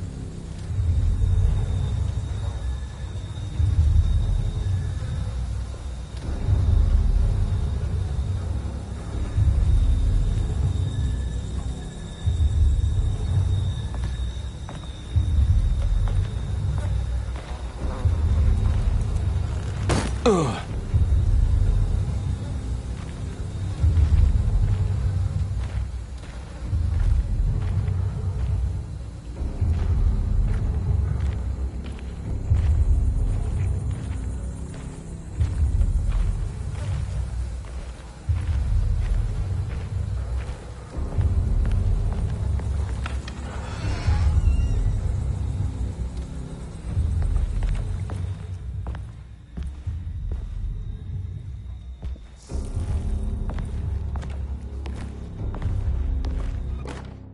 May 1923, Monday.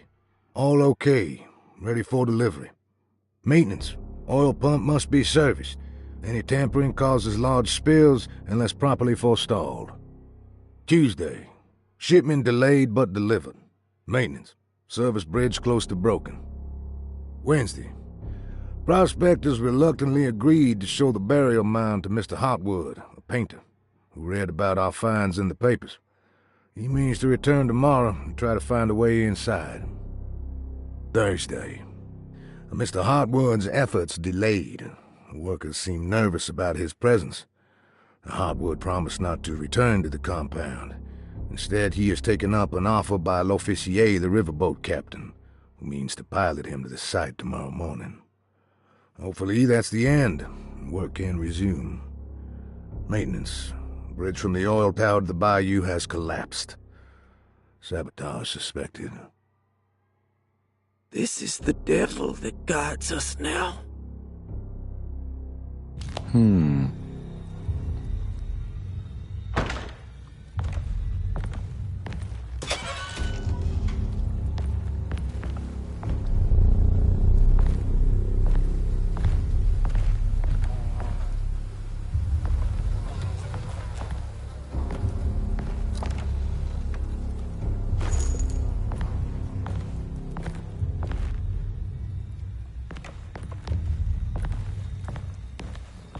I need the key.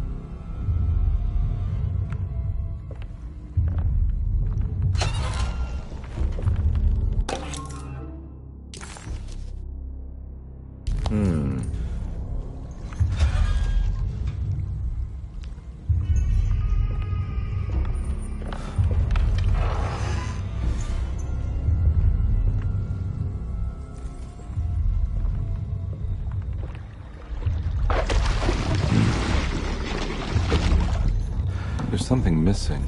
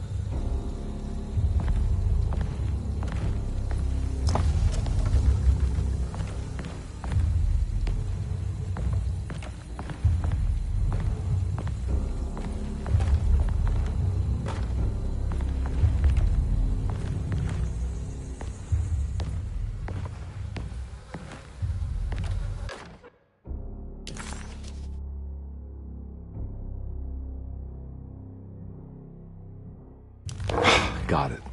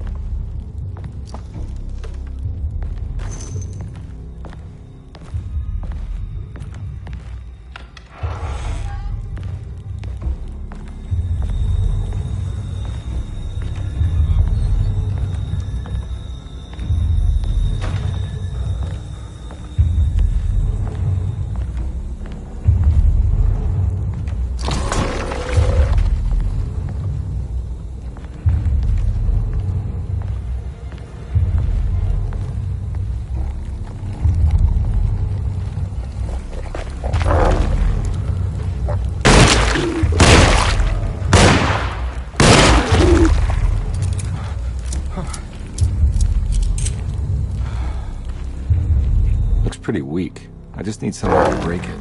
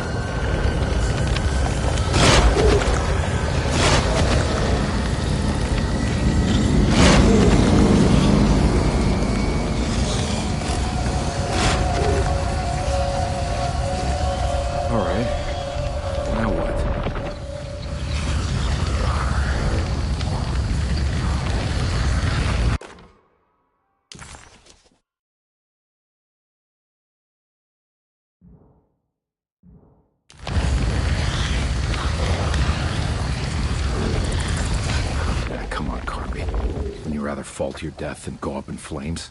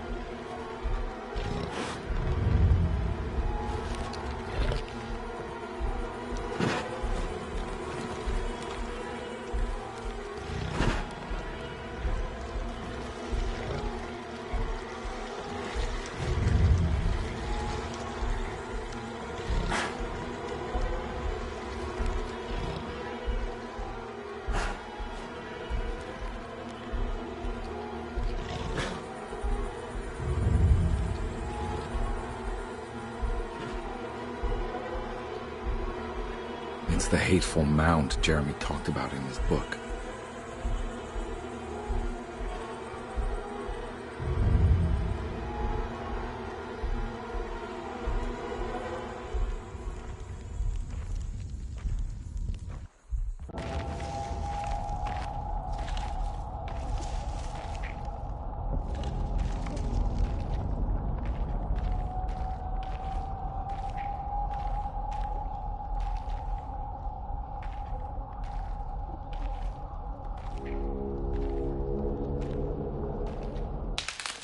Don't come any closer. I'm armed. Get that thing out of my face. Who are you? What are you doing here? I'm just a detective trying to find something called Tarawea. You after Jeremy too? Why? I'm working for his niece. She wants to make sure he's alright. He might be unharmed, but far from alright. He's a curse upon Deseto. Here we go again. Quiet.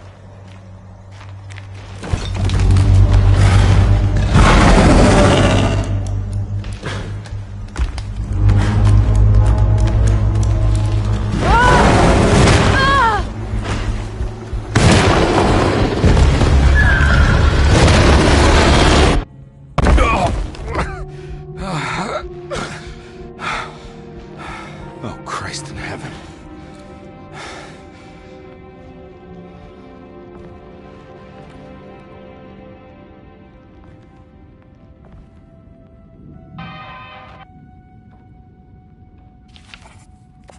It was a bust.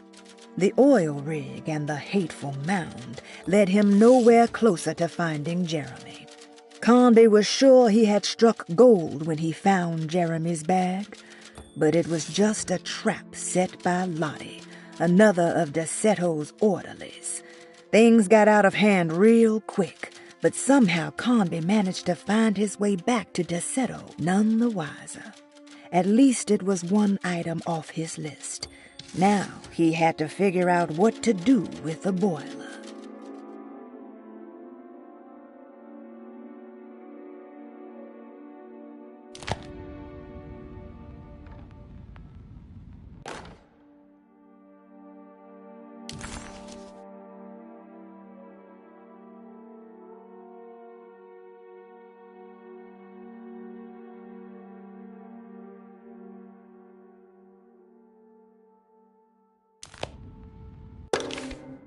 Reflections on the Power of the Verb in Certain Texts by Juan Luis Jorge.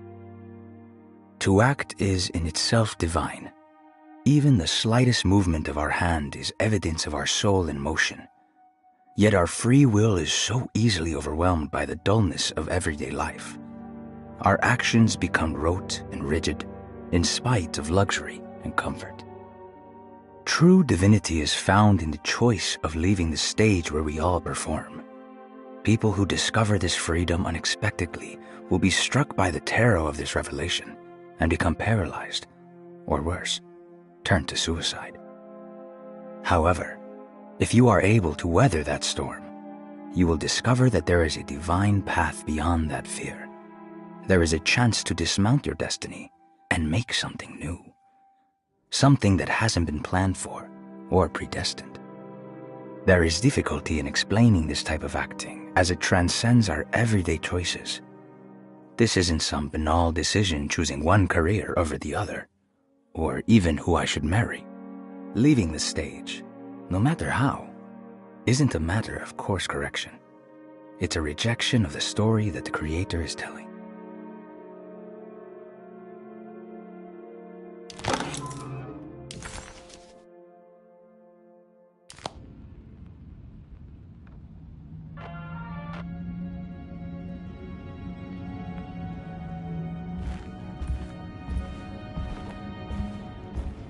It's wedged shut. It worked.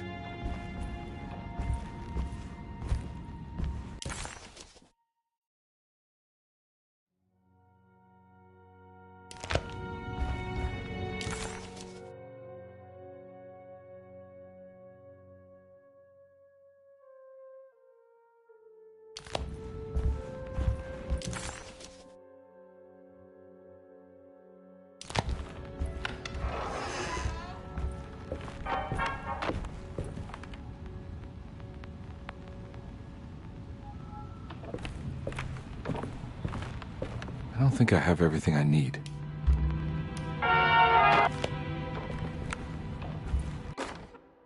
The Barlow lens. Instructions. To double the magnification of your telescope, simply fit this Barlow lens to your instrument.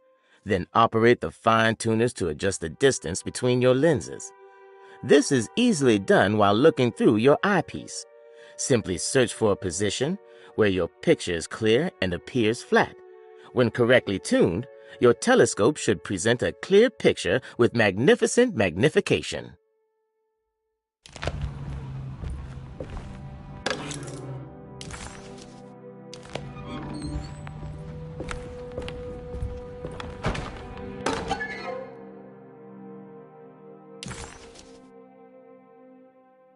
What's this?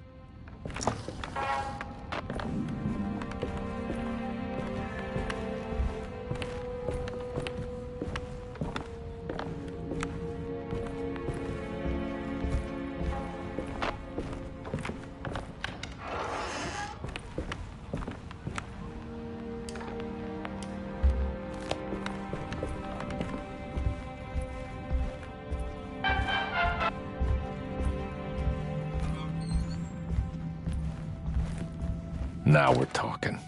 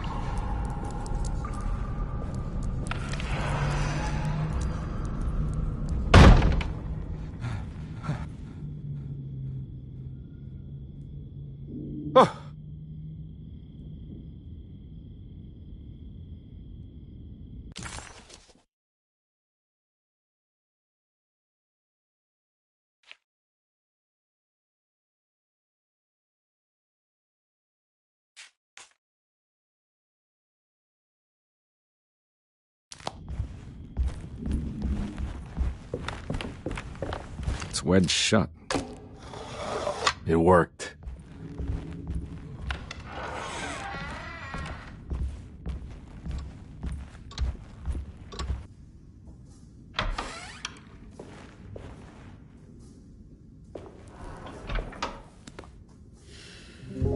Detective Carnby, how good of you to come.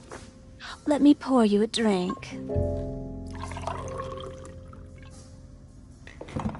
What happened here? This place looks like it was hit by a bomb. Welcome to the madhouse, Detective. Thanks. Did the ceiling just collapse? I heard it was something in the attic, something that was supposed to happen but didn't. How that could have such consequences is beyond me. The truth is, I don't know why the room looks like this. But I bet your friend Jeremy does. You know where I could find him? Oh, somewhere in his past, I suppose. He keeps going on about that mysterious dark man. I think he is hiding from him. Or maybe he's with him. I can't really keep up. I don't worry much. Take a look around this room. You may think it looks spectacularly devastated, but I just think it's finally found its stride. It fits perfectly with the state of this place and its loonies. The same goes for the nonsense with Jeremy. In my eyes, we finally managed to match the wild ride inside all of us. Well, I'm happy you find the evening still harmonious. I hope you don't mind me setting things right. Jeremy's business, that is. This room looks beyond my capabilities. Good luck, Detective. Hope to see you again soon. Yeah. Evening, miss.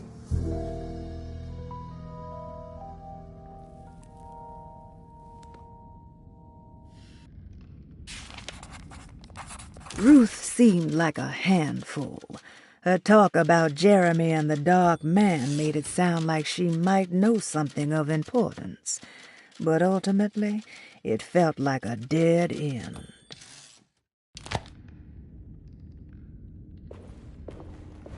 Can I get some more of that whiskey? Go ahead, Detective. I don't think I can stomach any more anyway.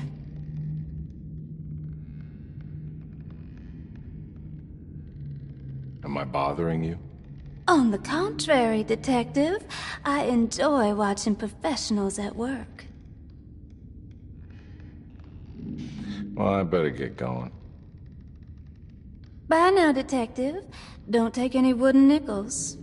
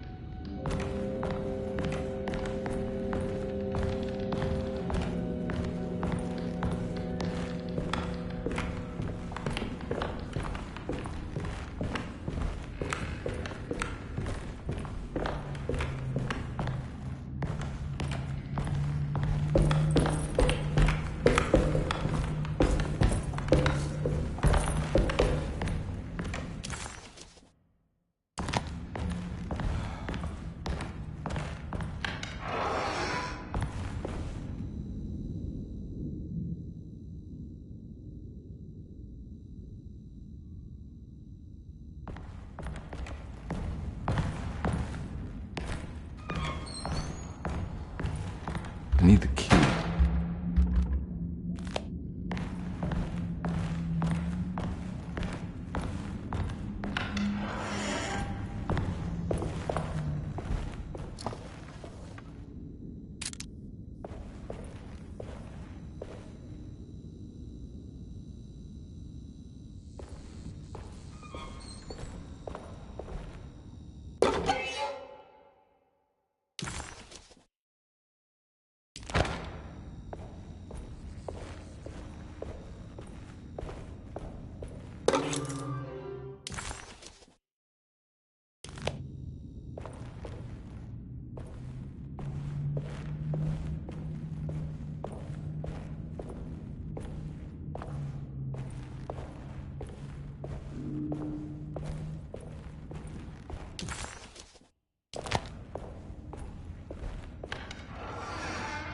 Ugh. There's more of that aggressive rot.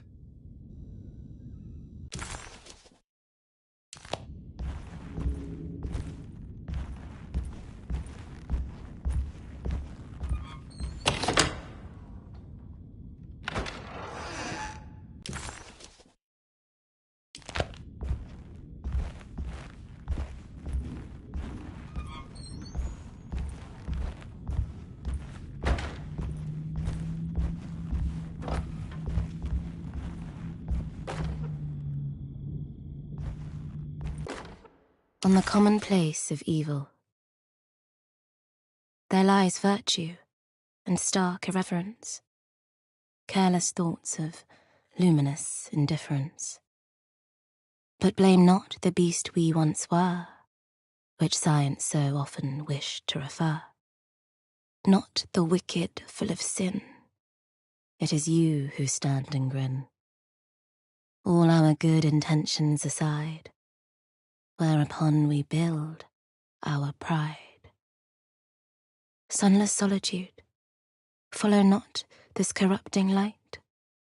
Prophets of confidence always crashes out of sight. Hear me, for we all bear this mark. Thus we must remain alone in the dark.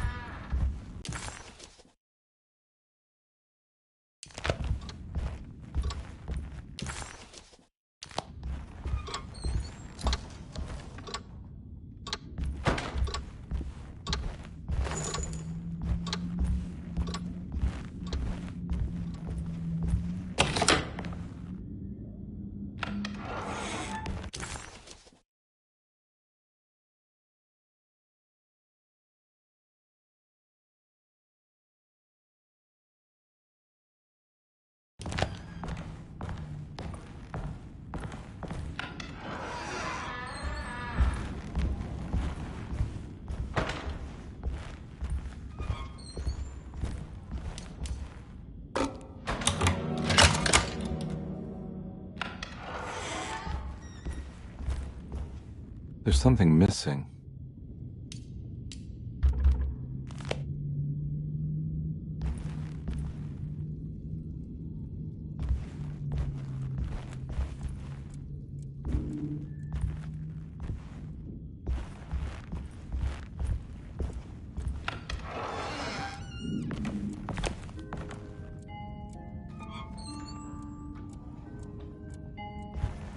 This must be that kid's room. Why does she seem so familiar? Don't you worry, Grace. Go play your game, bleat and bellow with the others. I won't be jealous. There will be more masquerades. However, I would love it if you would finish my mask for the feast. With love, Ruth.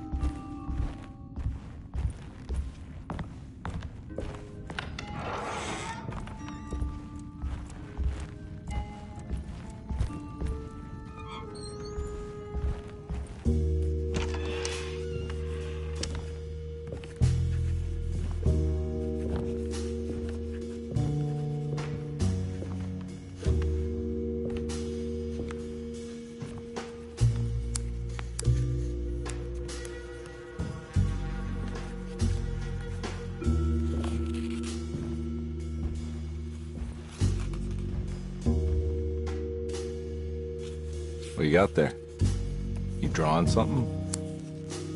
Nothing special. I'm just bored. Do I know you from somewhere? I remember you, Mr. Conby.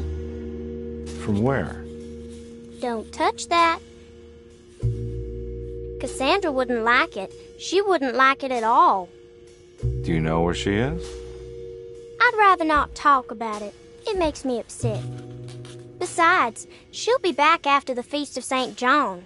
You think? Yup. It's all on the page, Mr. Conby. And many of them that sleep in the dust of the earth shall awake, some to everlasting life, and some to shame and everlasting contempt. All right. I'm gonna go now, if that's okay. I don't like to stay too long in the same place. Mr. McCoffey might find me. Hey. Is he mean to you? Not everyone needs to be saved, Mr. Conby. You should know that by now.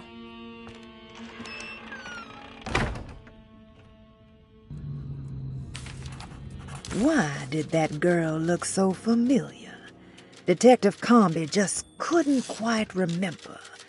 His last few years were clouded by a drunken haze, a haze which now had turned almost opaque. Considering their shared past, Grace had every right to feel slighted, but it wasn't in her nature. She was amused.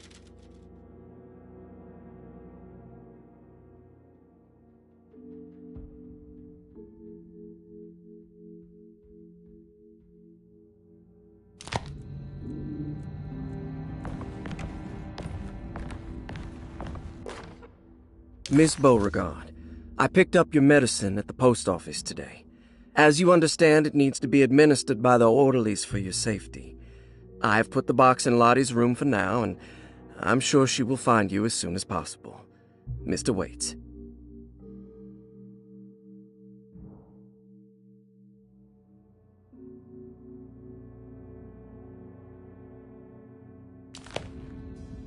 So this is where Cassandra Beauregard ended up. For some reason, I thought she died years ago.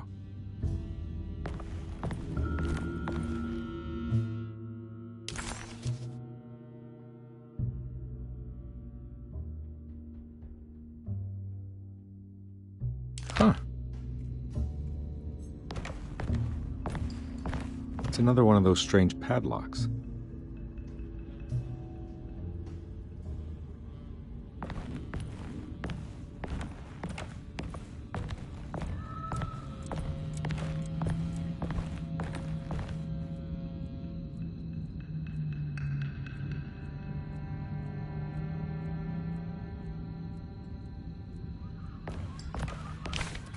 There's more of that rot again. Like it's guiding me to do something. But what?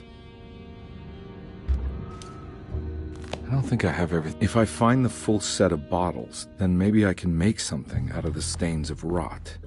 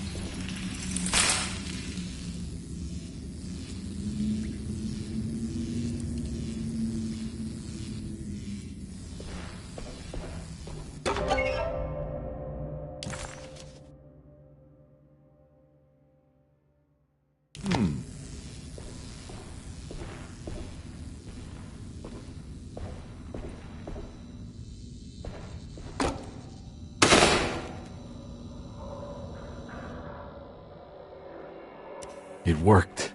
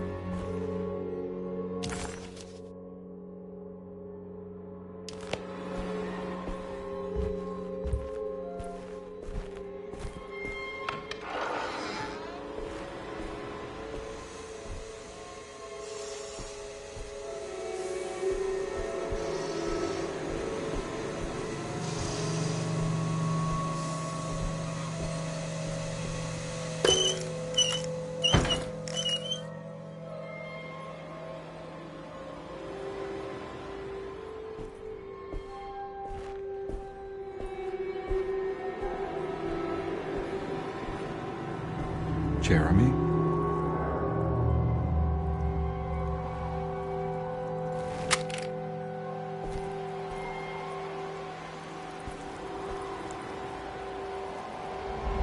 What the hell is going on?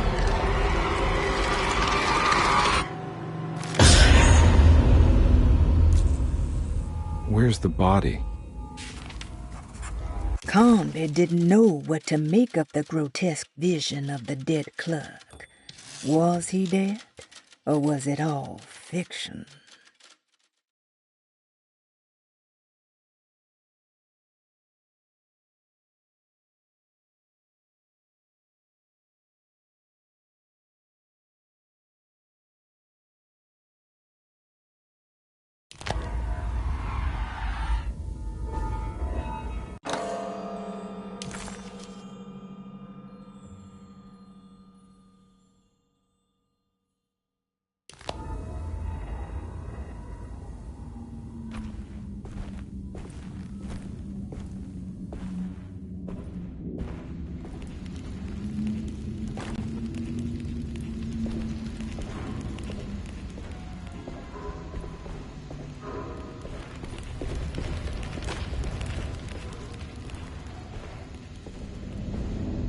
There's something missing.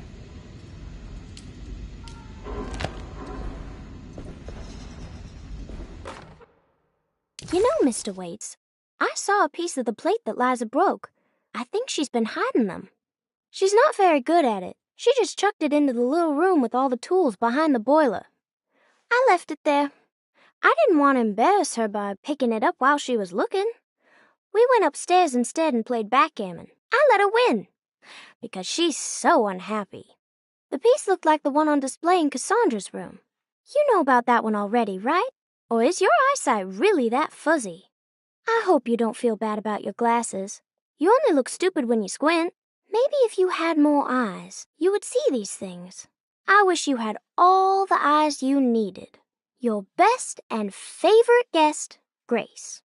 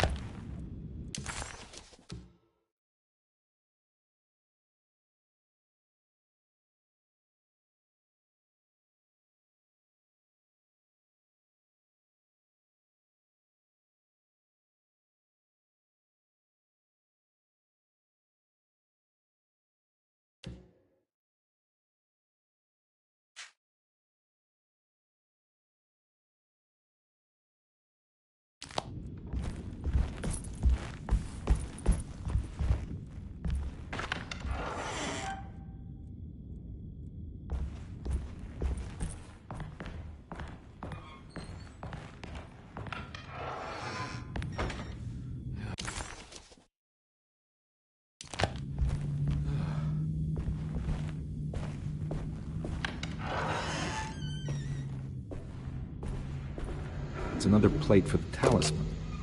Like the other one, it's broken and missing some pieces.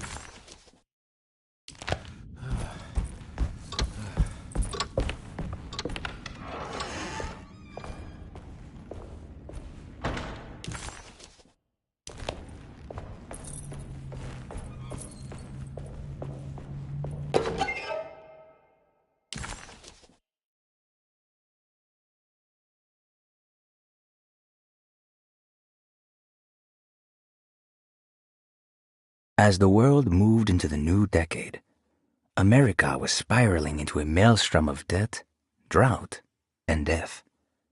It was called the Great Depression and ruined many families. It was a fitting name, for poverty also breeds madness through desperation. Jeremy was of course no such victim, for he already witnessed the darkness within. He knew the shadow that stood on his threshold very well. It wasn't new. It was something that had always been with him.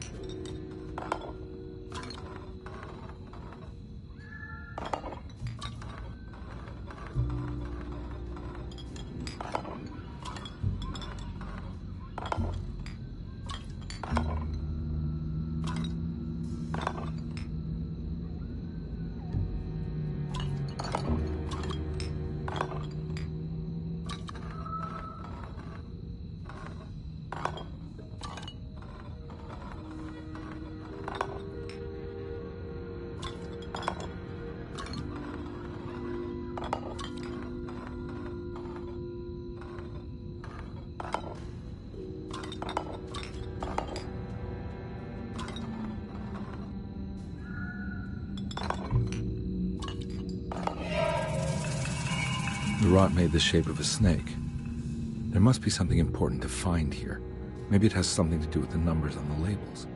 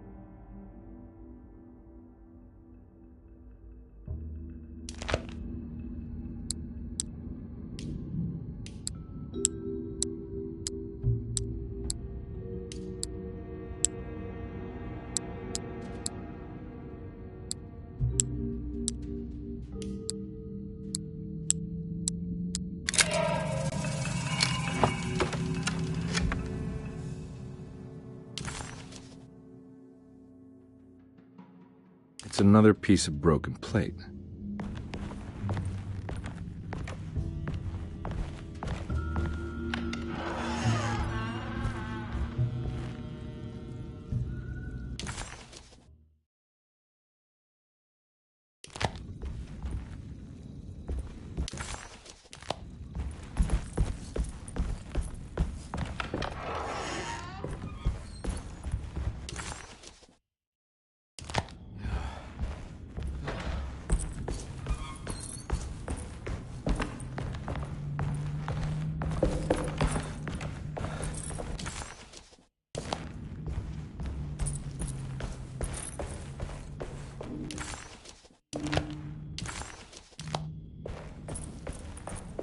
I need the key.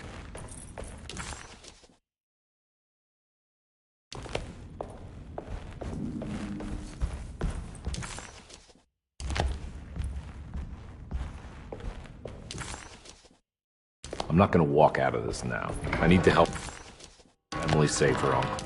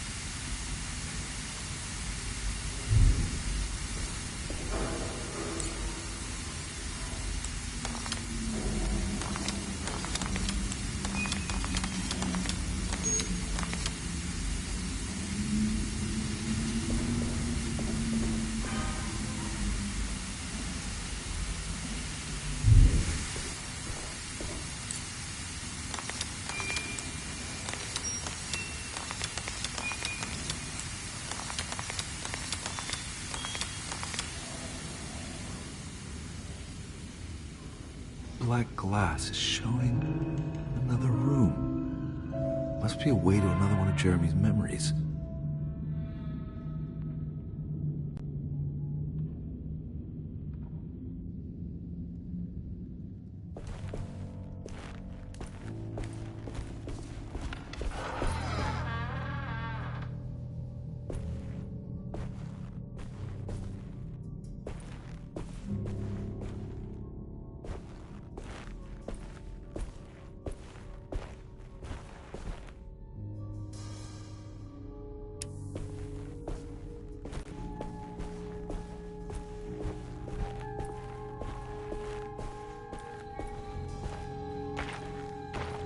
I knew it. The odious stench of a flooded cemetery caught him off guard.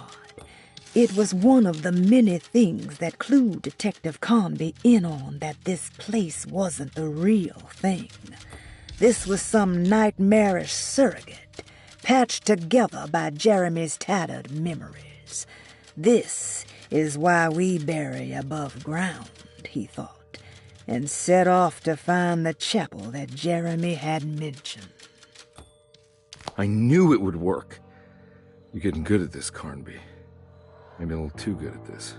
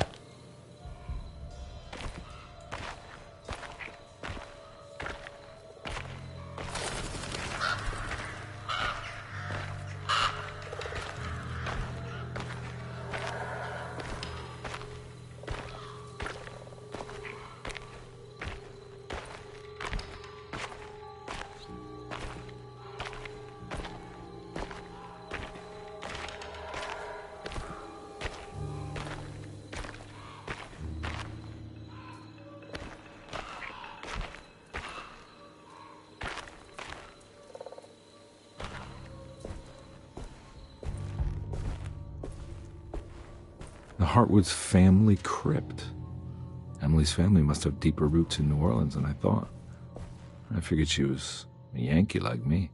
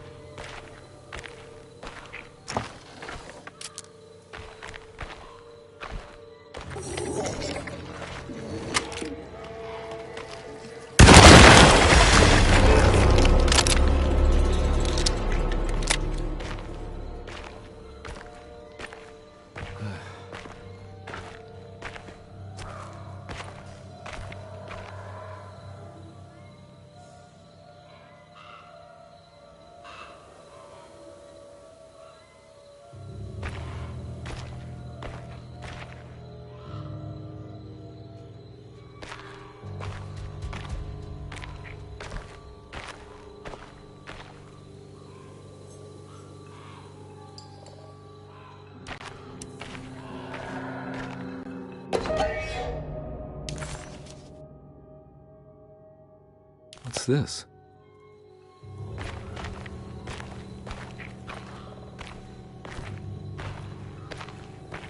Now what do we got here?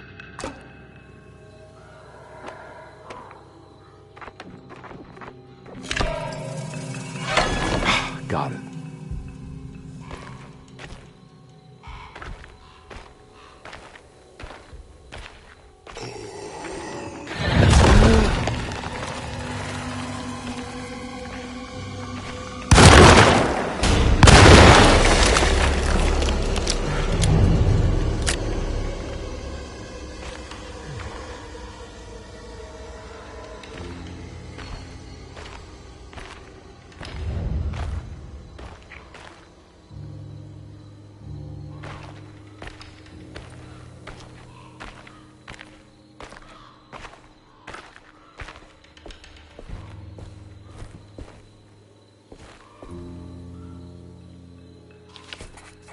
It was the chapel Jeremy had mentioned in his book.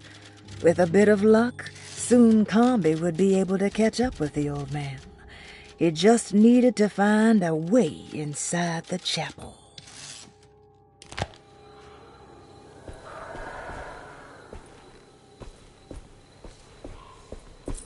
Jeremy sketched this chapel in his book, so it must be important. Looks like I'll need more medallions to open it, though.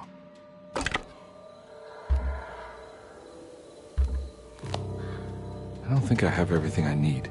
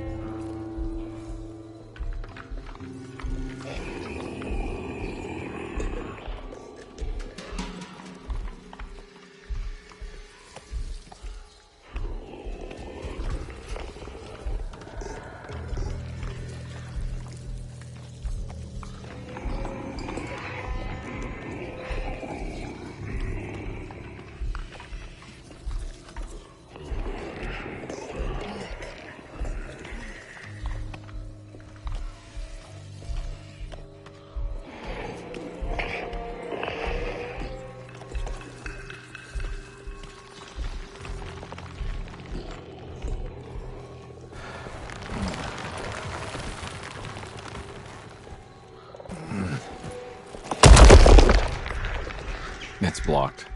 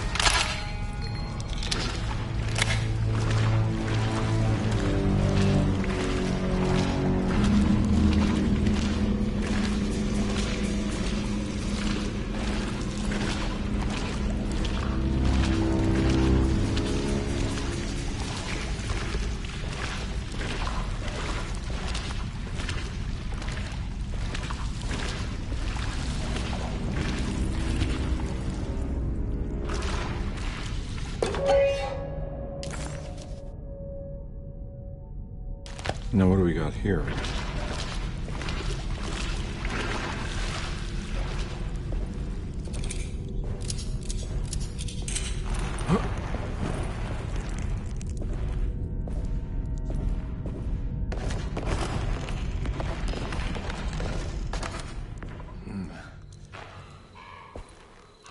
Thank God that's over.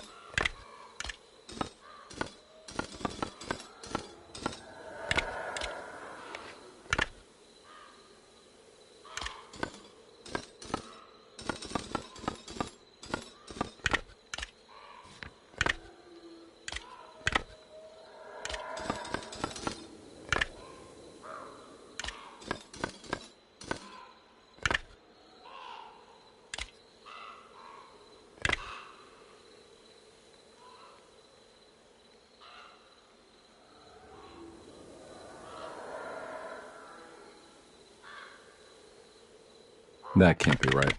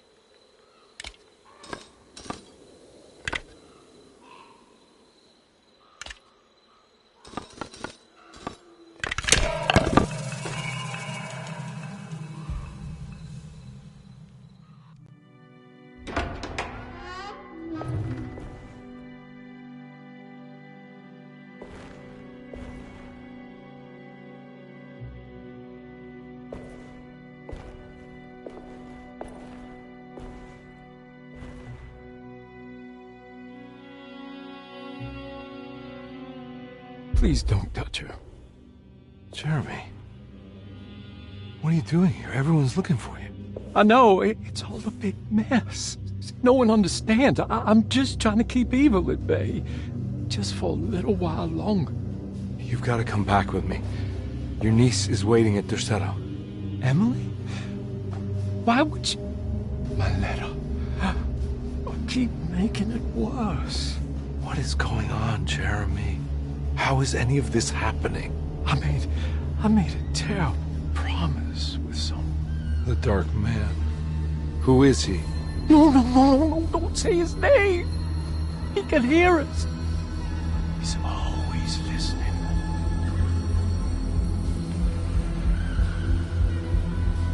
Jeremy, I need to understand what is going on. I promised him everything. When the sun rises, I will be chained in his sunken desert temple for an eternity.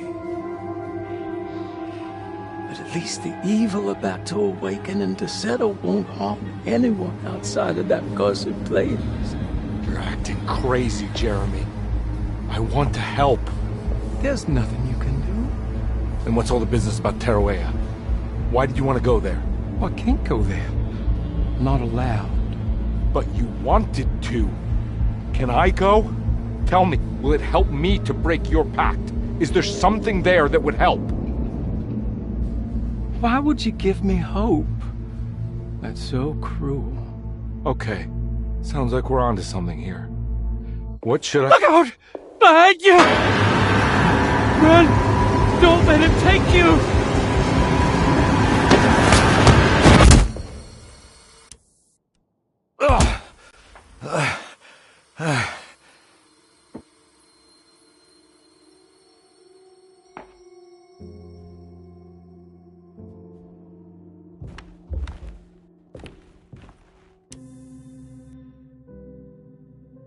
I've seen so many strange occurrences lately. Memories explode into existence and then burn out like tired glass bulb filaments. Dreamscapes crash down from the stars and sink into the sea. Doors that lead to nowhere and absolutely everywhere at once. With all this reverie, I want to think there's a chance that you found a way to remain alive in some way I cannot fathom.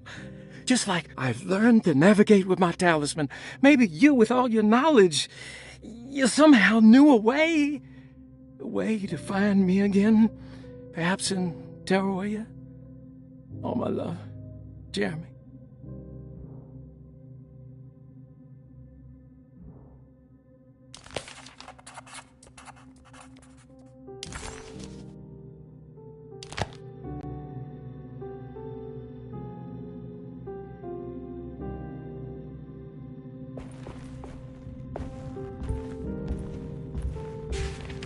Dead.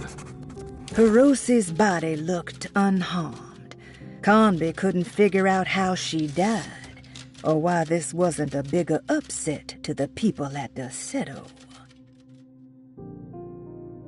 No matter how she died, she looks peaceful now.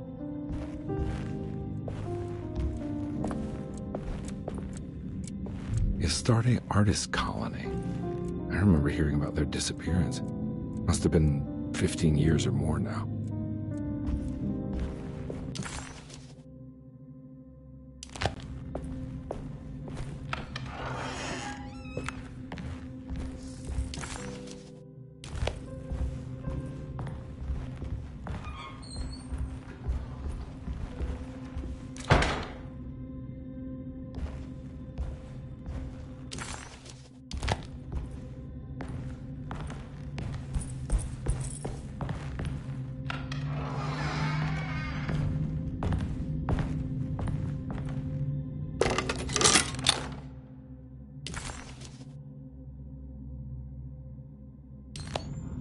Telescope lens. Jeremy had found a way to enter Teruya, but he wasn't allowed to go. He knew deep down that it was impossible for him to cross that threshold. Instead, he hoped that Perosi would go in his place and burn his library to the ground so he could start again. But she never got the chance. Perosi had her own problems, her own demons, and she died suddenly one day without warning. Holding the telescope lens in his hands, Detective Conby suspected what it was. At least a part of the key to that paradise Jeremy so desperately wanted to see. Curious what he would find, he felt eager to put the lens to use. Lock that up.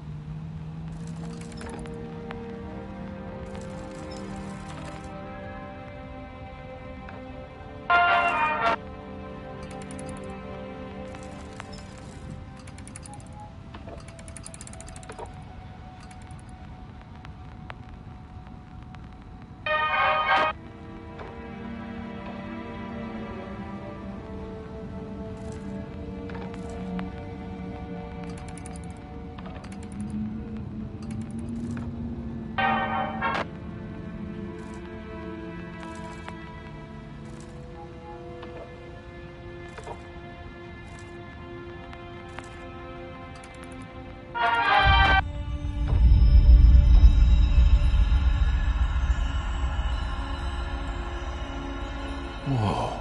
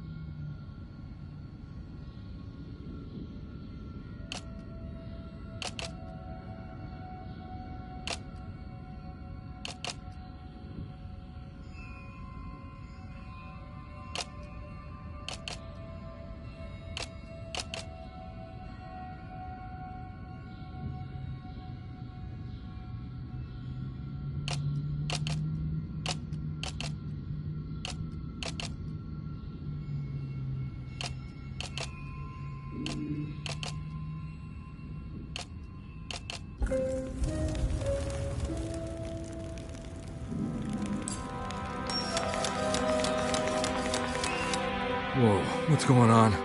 It's dialing in something all on its own and it's showing the way to another memory? Where is that?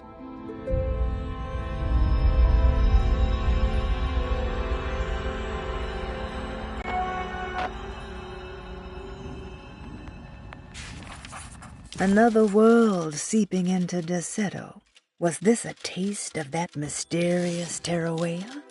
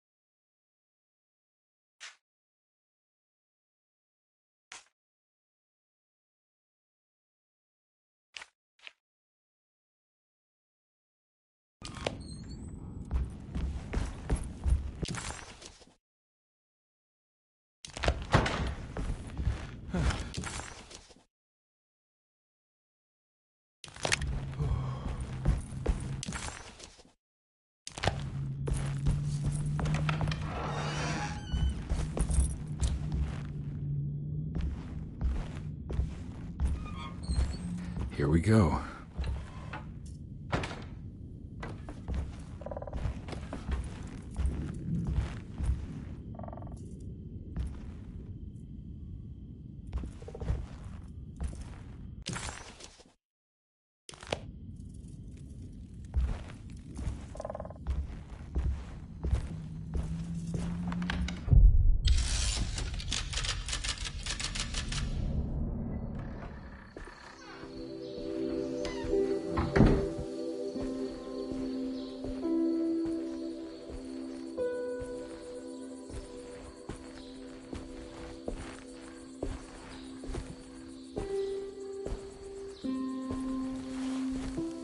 I'm glad to see you made it.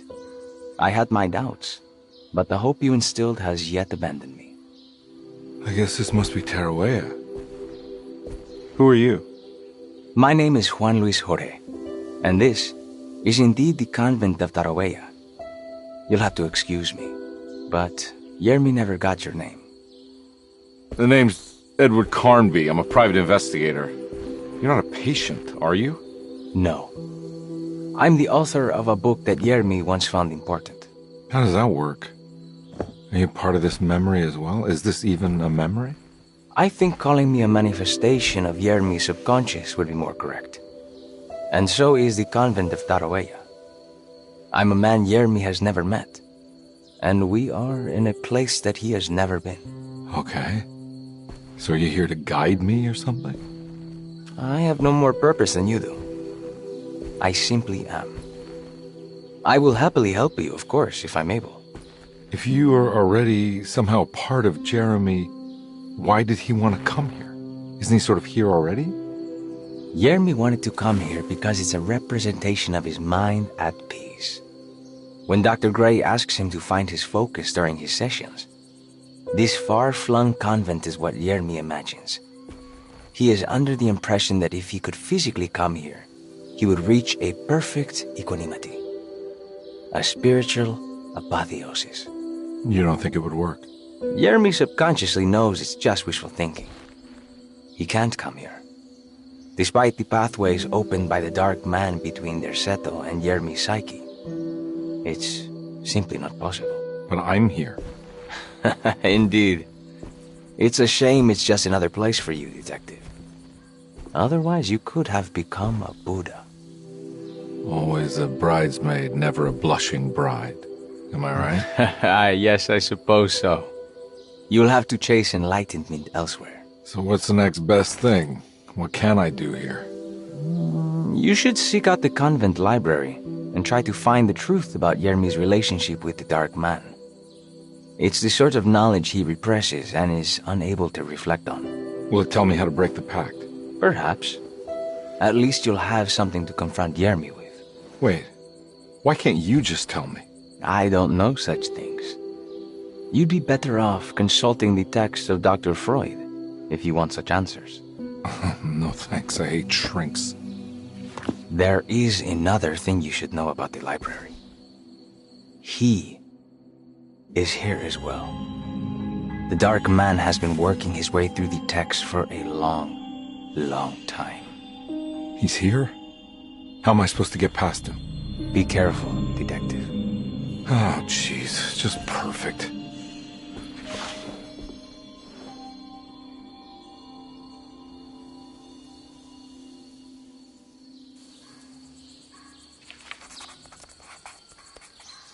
Carnby felt confused by the pleasant nature of Tarawea. It was somehow uncomfortable to him. Juan, the sweater-wearing Buddha, wasn't helping either. According to Carnby, people just weren't meant to be this nice and genuine. Best to hurry off to the library, he thought, and see if he could find information about Jeremy's relationship with the Dark Man.